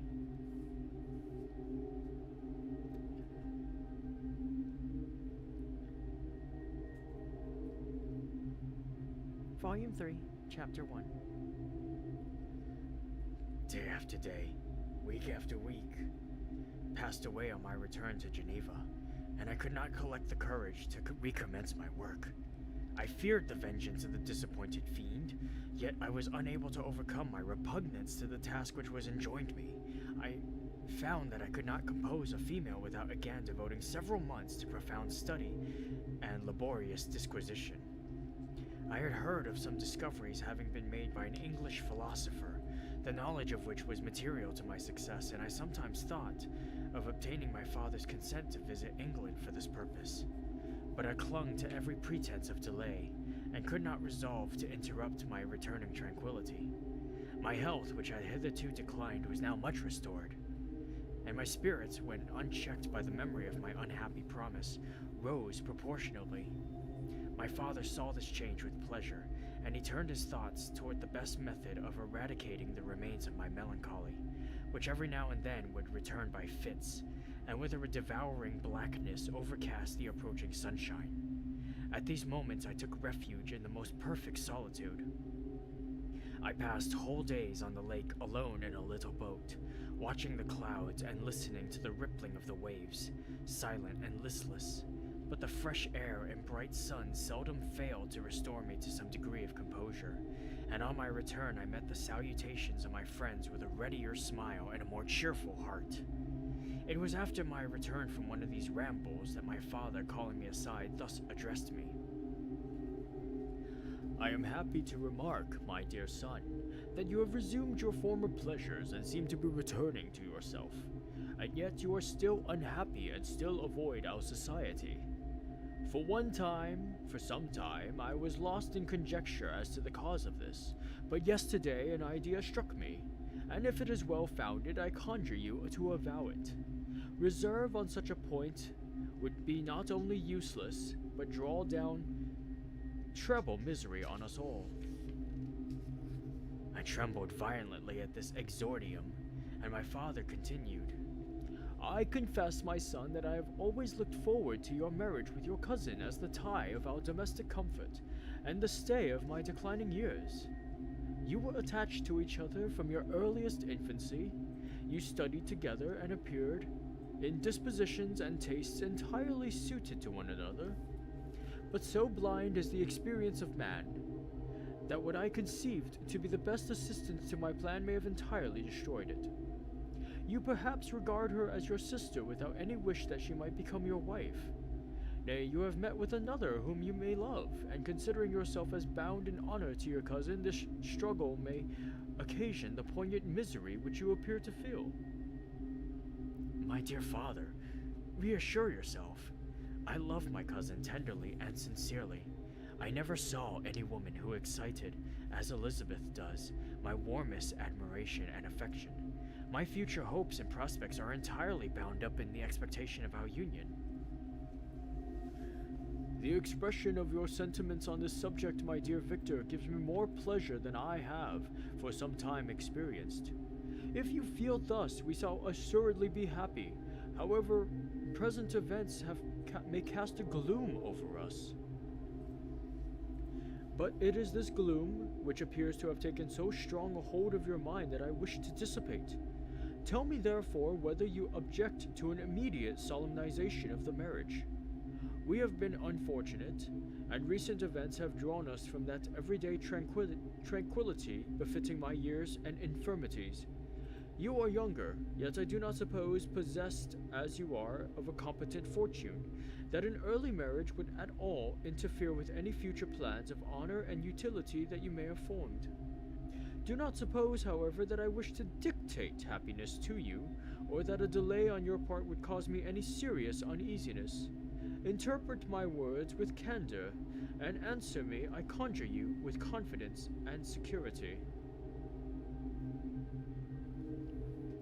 I listened to my father in silence and remained for some time incapable of offering any reply. I revolved rapidly in my mind a multitude of thoughts and endeavored to arrive at some conclusion. Alas, to me the idea of an immediate union with my cousin was one of horror and dismay. I was bound by a solemn promise, which I had not yet fulfilled and dared not break. Or if I did, what manifold miseries might not impend over me and my devoted family? Could I enter into a festival with this deadly weight, yet hanging around my neck and bowing me to the ground? I must perform my engagement and let the monster depart with his mate, before I allowed myself to enjoy the delight of a union from which I expected peace. I remembered also the necessity imposed upon me of either journeying to England or entering into a long correspondence with those philosophers of that country, whose knowledge and discoveries were of indispensable use to me in my present undertaking. The latter method of obtaining the desired intelligence was dilatory and unsatisfactory. Besides, any variation was agreeable to me, and I was delighted with the idea of spending a year or two in change of scenery and variety of occupation, in absence from my family, during which period some event might happen which would restore me to them in peace and happiness. My promise might be fulfilled and the monster might have departed, or some accident might occur to destroy him and put an end to my slavery forever. These feelings dictated my answer to my father. I expressed a wish to visit England, but concealing the true reasons of this request, I clothed my desires under the guise of wishing to travel and see the world before I sat down for life within the walls of my native town. I urged my entreaty with earnestness, and my father was easily induced to comply, for a more indulgent and less dictatorial parent did not exist upon earth. Our plan was soon arranged. I should travel to Strasbourg, where Clerval would join me. Some short time would be spent in the towns of Holland, and our principal stay would be in England. We should return by France, and it was agreed that the tour should occupy the space of 2 years. My father pleased himself with the reflection that my union with Elizabeth should take place immediately on my return to Geneva. These 2 years, said he, will pass swiftly, and it will be the last delay that will oppose itself to your happiness. And indeed I earnestly desire that period to arrive, when we shall all be united, and neither hopes or fears arise to disturb our domestic claim. I am content, I replied, with your arrangement. By that time we shall both have become wiser, and I hope happier than we at present are. I sighed, but my father kindly forbore to question me further concerning the cause of my dejection. He hoped that new scenes and the amusement of traveling would restore my tranquility. I now made arrangements for my journey. But one feeling haunted me, which filled me with fear and agitation. During my absence, I should leave my friends unconscious of the existence of their enemy and unprotected from his attacks, exasperated as he might be by my departure. But he had promised to follow me wherever I might go, and would he not accompany me to England? This imagination was dreadful in itself, but soothing, inasmuch as it supposed the safety of my friends. I was agonized with the idea of the possibility that the reverse of this might happen, but through the whole period during which I was the slave of my creature, I allowed myself to be governed by the impulses of the moment, and my present sensations strongly intimated that the fiend would follow me and exempt my family from the danger of his machinations. It was in the latter end of August that I departed, to pass through 2 years of exile. Elizabeth approved of the reasons of my departure, and only regretted that she had not the same opportunities of enlarging her experience and cultivating her understanding. She wept, however, as she bade me farewell and entreated me to return happy and tranquil. We all Said she, depend upon you, and if you are miserable, what must be our feelings? I threw myself into the carriage that was to convey me away, hardly knowing whither I was going and careless of what was passing around. I remembered only, and it was with a bitter anguish that I reflected on it, to order that my chemical instruments should be packed to go with me. For I resolved to fulfill my promise while abroad, and return, if possible, a free man. Filled with dreary imaginations, I passed through many beautiful and majestic scenes, but my eyes were fixed and unobserving. I could only think of the bourne of my travels, and the work which was to occupy me whilst they endured. After some days spent in listless indolence, during which I traversed many leagues, I arrived at Strasbourg, where I waited 2 days for Clerval. He came. Alas, how great was the contrast between us! He was alive to every new scene, joyful when he saw the beauties of the setting sun, and more happy when he beheld it rise and recommence a new day. He pointed out to me the shifting colors of the landscape and the appearances of the sky. This is what it is to live, He cried. Now I enjoy existence. But you, my dear Frankenstein, wherefore are you desponding and sorrowful? In truth, I was occupied by gloomy thoughts, and neither saw the descent of the evening star, nor the golden sunrise reflected in the Rhine. And you, my friend, would be far more amused with the journey of Clerval, who observed the scenery with an eye of feeling and delight, than to listen to my reflections. I, a miserable wretch, haunted by a curse that shut up every avenue to enjoyment.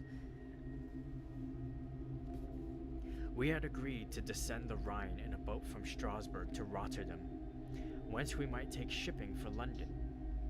During this voyage, we passed by many willowy islands and saw several beautiful towns. We stayed a day at Mannheim, and on the 5th from our departure from Strasbourg, arrived at Mayence. The course of the Rhine below Mayence becomes much more picturesque. The river descends rapidly and winds between hills, not high but steep, and of beautiful forms. We saw many ruined castles standing on the edges of precipices, surrounded by black woods, high and inaccessible. This part of the Rhine, indeed, presents a singularly variegated landscape. In one spot, you view rugged hills, ruined castles overlooking tremendous precipices, with the dark Rhine rushing beneath, and on the sudden turn of a promontory, flourishing vineyards with green sloping banks and a meandering river, and populous towns occupy the scene. We traveled at the time of the vintage and heard the song of the laborers as we glided down the stream. Even I, depressed in mind, and my spirits continually agitated by gloomy feelings, even I was pleased. I lay at the bottom of the boat, and as I gazed on the cloudless blue sky, I seemed to drink in a tranquility to which I had long been a stranger. And if these were my sensations, who can describe those of Henry? He felt as if he had been transported to fairyland and enjoyed a happiness seldom tasted by man. I have seen, he said, the most beautiful scenes of my own country.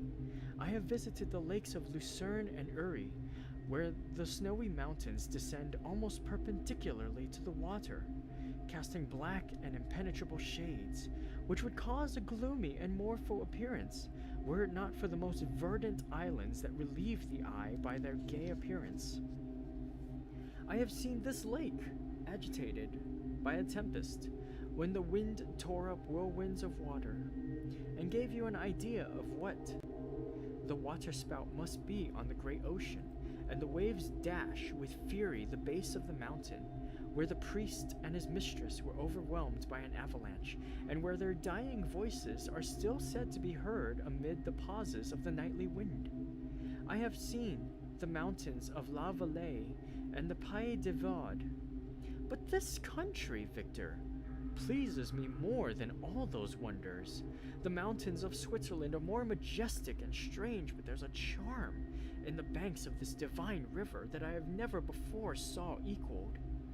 Look at that castle which overhangs yon precipice, and that also on the island which concealed almost amongst the foliage of those lovely trees, and now that group of laborers coming from among their vines, and that village half hid in the recess of the mountain.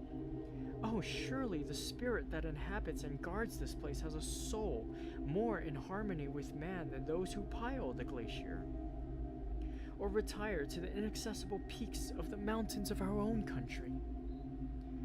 Clerval, beloved friend, even now it delights me to record your words, and to dwell on the praise of which you are so eminently deserving. He was a being formed in the very poetry of nature. His wild and enthusiastic imagination was chastened by the sensibility of his heart. His soul overflowed with ardent affections, and his friendship was of that devoted and wondrous nature that the worldly minded teach us to look for only in the imagination. But even human sympathies were not sufficient to satisfy his eager mind. The scenery of external nature, which others regard only with admiration, he loved with ardor. The sounding cataract haunted him like a passion, the tall rock, the mountain, and the deep and gloomy wood. Their colors and their forms were then to him an appetite, a feeling, and a love that had no need of a remoter charm, by thought unspoiled, or any interest unborrowed from the eye. And where does he now exist? In this gentle and lovely being lost forever? Has this mind, so replete with ideas, imaginations fanciful and magnificent, which formed a world whose existence depended on the life of its creator, has this mind perished? Does it now only exist in my memory? No, it is not thus. Your form, so divinely wrought and beaming with beauty, has decayed, but your spirit still visits and consoles your unhappy friend. Pardon this gush of sorrow. These ineffectual words are but a slight tribute to the unexampled worth of Henry, but they soothe my heart, overflowing with the anguish which his remembrance creates. I will proceed with my tale. Beyond Cologne, we descended to the plains of Holland, and we resolved to post the remainder of our way. For the wind was contrary, and the stream of the river was too gentle to aid us. Our journey here has lost the interest arising from beautiful scenery, but we arrived, in a few days, at Rotterdam, whence we proceeded by sea to England. It was on a clear morning in the latter days of December that I first saw the white cliffs of Britain. The banks of the Thames presented a new scene. They were flat but fertile, and almost every town was marked by the remembrance of some story. we saw Tilbury Fort and remembered the Spanish Armada, Gravesend, Woolwich, and Greenwich, places which I had heard of even in my country.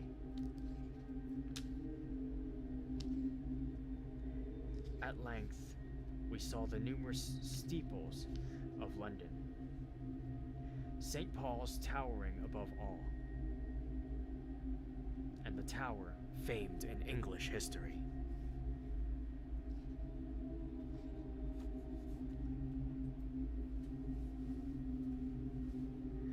Chapter 2. London was our present point of rest. We determined to remain several months in this wonderful and celebrated city. Clerval desired the intercourse of the men of genius and talent who flourished at this time, but this was with me a secondary object. I was principally occupied with the means of obtaining the information necessary for the completion of my promise, and quickly availed myself of the letters of introduction that I had brought with me, addressed to the most distinguished natural philosophers. If this journey had taken place during my days of study and happiness, it would have afforded me inexpressible pleasure. But a blight had come over my existence, and I only visited these people for the sake of the information they might give me on the subject in which my interest was so terribly profound. Company was irksome to me. When alone, I could fill my mind with the sights of heaven and earth. The voice of Henry soothed me, and I could thus cheat myself into a transitory peace. But busy, uninteresting, joyous faces brought back despair to my heart. I saw an insurmountable barrier placed between me and my fellow men. This barrier was sealed with the blood of William and Justine, and to reflect on the events connected with those names filled my soul with anguish. But in Clerval I saw the image of my former self. He was inquisitive and anxious to gain experience and instruction. The difference of manners which he observed was to him an inexhaustible source of instruction and amusement. He was forever busy, and the only check to his enjoyments was my sorrowful and dejected mien. I tried to conceal this as much as possible, that I might not debar him from the pleasures natural to one who was entering on a new scene of life, undisturbed by any care or bitter recollection. I often refused to accompany him, alleging another engagement that I might remain alone. I now also began to collect the materials necessary for my new creation, and this was to me like the torture of single drops of water continually falling on the head. Every thought that was devoted to it was in extreme anguish, and every word that I spoke in allusion to it caused my lips to quiver and my heart to palpitate. After passing some months in London, we received a letter from a person in Scotland who had formerly been our visitor at Geneva. He mentioned the beauties of his native country and asked us if those were not sufficient allurements to induce us to prolong our journey as far north as Perth, where he resided. Clerval eagerly desired to accept this invitation, and I, although I abhorred society, wished to view again mountains and streams and all the wondrous works with which nature adorns her chosen dwelling places. We had arrived in England at the beginning of October, and it was now February. We accordingly determined to commence our journey towards the north at the expiration of another month. In this expedition, we did not intend to follow the great road to Edinburgh, but to visit Windsor, Oxford, Matlock, and the Cumberland Lakes, resolving to arrive at the completion of this tour about the end of July. I packed my chemical instruments and the materials I had collected, resolving to finish my labors in some obscure nook in the northern highlands of Scotland.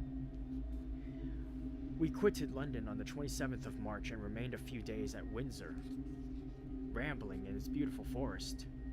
This was a new scene to us mountaineers. The majestic oaks, the quantity of game, and the herds of stately deer were all novelties to us. From thence, we proceeded to Oxford. As we entered the city, our minds were filled with the remembrance of the events that had been transacted here more than a century and a half before. It was here that Charles I had collected his forces. This city had remained faithful to him, after the whole nation had forsaken his cause to join the standard of Parliament and liberty. The memory of that unfortunate king and his companions, the amiable Falkland, the insolent Gower, his queen and son, gave a particular interest to every part of the city, which they might be supposed to have inhabited. The spirit of elder days found a dwelling there, and we delighted to trace its footsteps. If these feelings had not yet found an imaginary gratification, the appearance of the city had yet in itself sufficient beauty to obtain our admiration. The colleges are ancient and picturesque, the streets are almost magnificent, and the lovely Isis, which flows beside it through meadows of exquisite verdure, is spread forth into a placid expanse of waters, which reflects his majestic assemblage of towers and spires and domes, embosomed among aged trees. I enjoyed this scene, and yet my enjoyment was embittered, both by the memory of the past and the anticipation of the future. I was formed for peaceful happiness.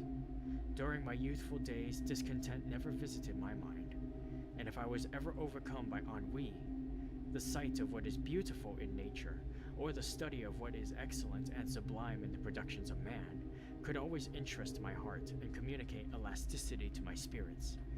But I am a blasted tree. The bolt has entered my soul, and I felt then that I should survive to exhibit what I shall soon cease to be, a miserable spectacle of wretched humanity, pitiable to others and abhorrent to myself. We passed a considerable period at Oxford, rambling among its environs, and endeavoring to identify every spot which might relate to the most animating epoch of English history. Our little voyages of discovery were often prolonged by the successive objects that presented themselves. We visited the tomb of the illustrious Hampden, and the field on which that patriot fell. For a moment my soul was elevated from its debasing and miserable fears to contemplate the divine ideas of liberty and self-sacrifice, of which these sites were the monuments and remembrances. For an instant I dared shake off my chains and look around me with a free and lofty spirit, but the iron had eaten into my flesh, and I sank again, trembling and hopeless, into my miserable self. We left Oxford with regret and proceeded to Matlock, which was our next place of rest. The country in the neighborhood of this village resembled to a greater degree the scenery of Switzerland, but everything is on a lower scale, and the green hills want the crown of distant white Alps, which always attend on the piney mountains of my native country. We visited the wondrous cave and the little cabinets of unnatural history, where the curiosities are disposed in the same manner as in the collections at Servox and Chamonix. The latter name made me tremble when pronounced by Henry, and I hastened to quit Matlock, with which that terrible scene was thus associated. From Derby, still journeying northward, we passed 2 months in Cumberland and Westmoreland. I could now almost fancy myself among the Swiss mountains. The little patches of snow which yet lingered on the northern sides of the mountains, the lakes, and the dashing of the rocky streams were all familiar and dear sights to me. Here also we made some acquaintances who almost contrived to cheat me into happiness. The delight of Clerval was proportionally greater than mine. His mind expanded in the company of men of talent, and he found in his own nature greater capacities and resources than he could have imagined himself to have possessed while he associated with his inferiors. "I could pass my life here," said he to me, "and among these mountains I should scarcely regret Switzerland and the Rhine." But he found that a traveler's life is one that includes much pain amidst its enjoyments. His feelings are forever on the stretch, and when he begins to sink into repose, he finds himself obliged to quit that on which he rests in pleasure for something new, which again engages his attention, and which also he forsakes for other novelties. We had scarcely visited the various lakes of Cumberland and Westmoreland, and conceived an affection for some of the inhabitants, when the period of our appointment with our Scotch friend approached, and we left them to travel on. For my own part, I was not sorry. I had now neglected my promise for some time, and I feared the effects of the demon's disappointment. He might remain in Switzerland and wreak his vengeance on my relatives. This idea pursued me, and tormented me at every moment from which I might otherwise have snatched repose and peace. I waited for my letters with feverish impatience. If they were delayed, I was miserable and overcome by 1,000 fears, and when they arrived, I saw the superscription of Elizabeth or my father. I hardly dared to read and ascertained my fate. Sometimes I thought that the fiend followed me, and might expedite my remissness by murdering my companion. When these thoughts possessed me, I would not quit Henry for a moment, but followed him as his shadow to protect him from the fancied rage of his destroyer. I felt as if I had committed some great crime, the consciousness of which haunted me. I was guiltless, but I had indeed drawn down a horrible curse upon my head, as mortal as that of crime. I visited Edinburgh with languid eyes and mind, and yet that city might have interested the most unfortunate being. Clerval did not like it so well as Oxford, for the antiquity of the latter city was more pleasing to him. But the beauty and regularity of the new town of Edinburgh, its romantic castle and its environs, the most delightful in the world, Arthur's Seat, St. Bernard's Well, and the Pentland Hills, compensated him for the change and filled him with cheerfulness and admiration. But I was impatient to arrive at the termination of my journey.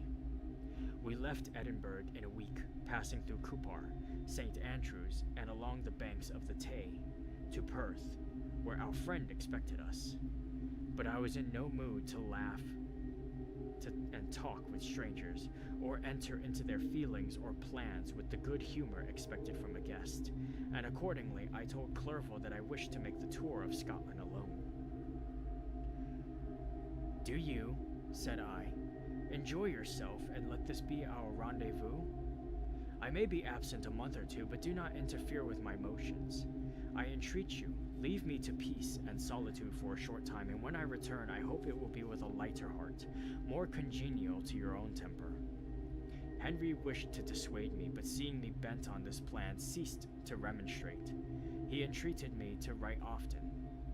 "I'd rather be with you," he said, "in your solitary rambles than with these Scotch people whom I do not know. Hasten then, my dear friend, to return, that I may again feel myself somewhat at home, which I cannot do in your absence." Having parted from my friend, I determined to visit some remote spot of Scotland and finish my work in solitude.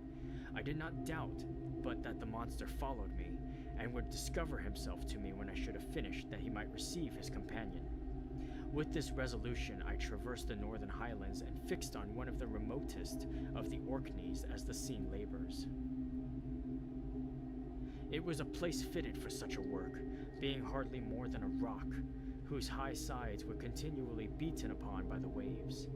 The soil was barren, scarcely affording pasture for a few miserable cows, and oatmeal for its inhabitants, which consisted of 5 persons, whose gaunt and scraggy limbs gave tokens of their miserable fare. Vegetables and bread, when they indulged in such luxuries, and even fresh water, was to be procured from the mainland, which was about 5 miles distant. On the whole island there were but 3 miserable huts, and one of these was vacant when I arrived. This I hired. It contained but 2 rooms, and these exhibited all the squalidness of the most miserable penury. The thatch had fallen in, the walls were unplastered, and the door was off its hinges. I ordered it to be repaired, bought some furniture, and took possession, an incident which would doubtless have occasioned some surprise, had not all the senses of the cottagers been benumbed by want and squalid poverty. As it was, I lived ungazed at and unmolested, hardly thanks for the pittance of food and clothes which I gave.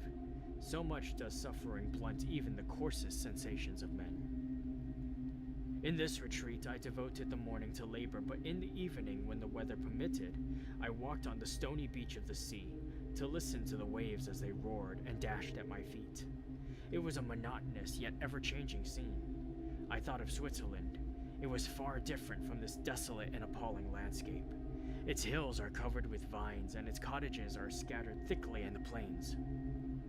Its fair lakes reflect a blue and gentle sky, and when troubled by the winds, their tumult is but as the play of a lively infant when compared to the roarings of the giant ocean. In this manner, I distributed my occupations when I first arrived, but as I proceeded in my labor, it became every day more horrible and irksome to me.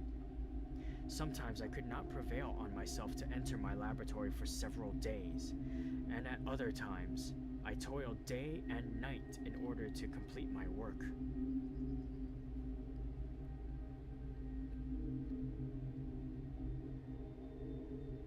It was indeed a filthy process in which I was engaged. During my first experiment, a kind of enthusiastic frenzy had blinded me to the horror of my employment. My mind was intently fixed on the sequel of my labor, and my eyes were shut to the horror of my surroundings. But now I went to it in cold blood, and my heart often sickened at the work of my hands. Thus situated, employed in the most detestable occupation, immersed in a solitude where nothing could for an instant call my attention from the actual scene in which I was engaged, my spirits became unequal. I grew restless and nervous. Every moment I feared to meet my persecutor. Sometimes I sat with my eyes fixed on the ground, fearing to raise them lest they should encounter the object which I so much dreaded to behold. I feared to wander from the sight of my fellow creatures, lest when alone he should come to claim his companion. In the meantime I worked on, and my labor was already considerably advanced. I looked towards its completion with a tremulous and eager hope, which I dared not trust myself to question, but which was intermixed with obscure forebodings of evil that made my heart sicken in my bosom.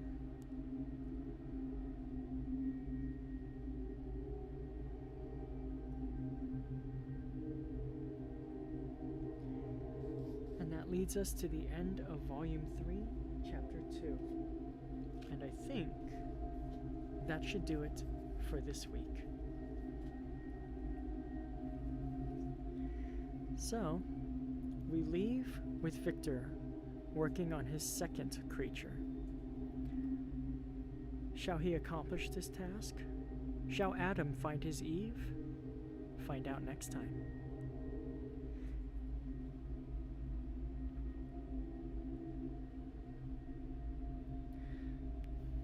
Thank you so much, everyone, for being here today. Thank you so much for listening along.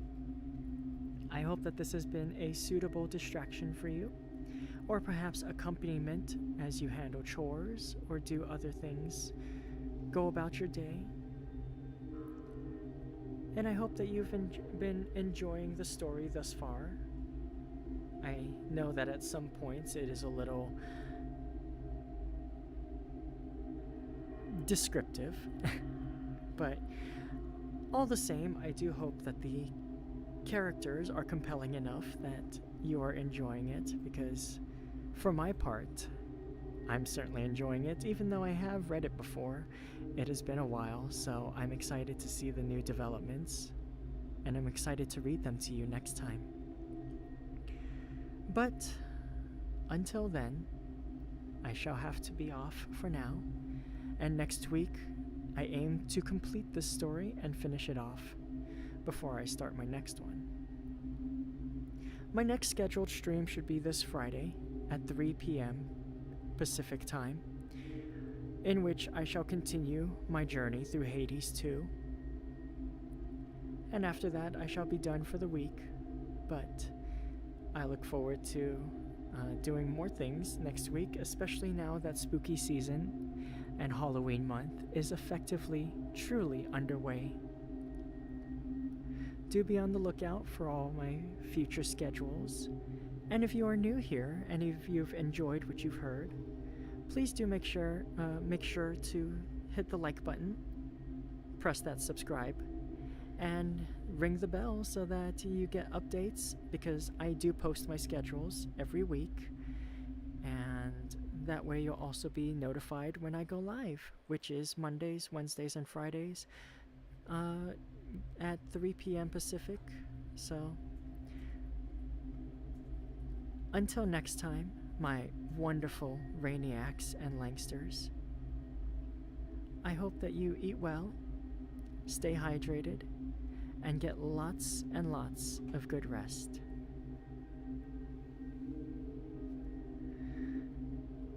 Be kind to yourselves, and be excellent to each other. And of course, as always, make sure to unshrimp yourselves. Have a radiant rest of your day, and I will see you next time. Take care, everyone.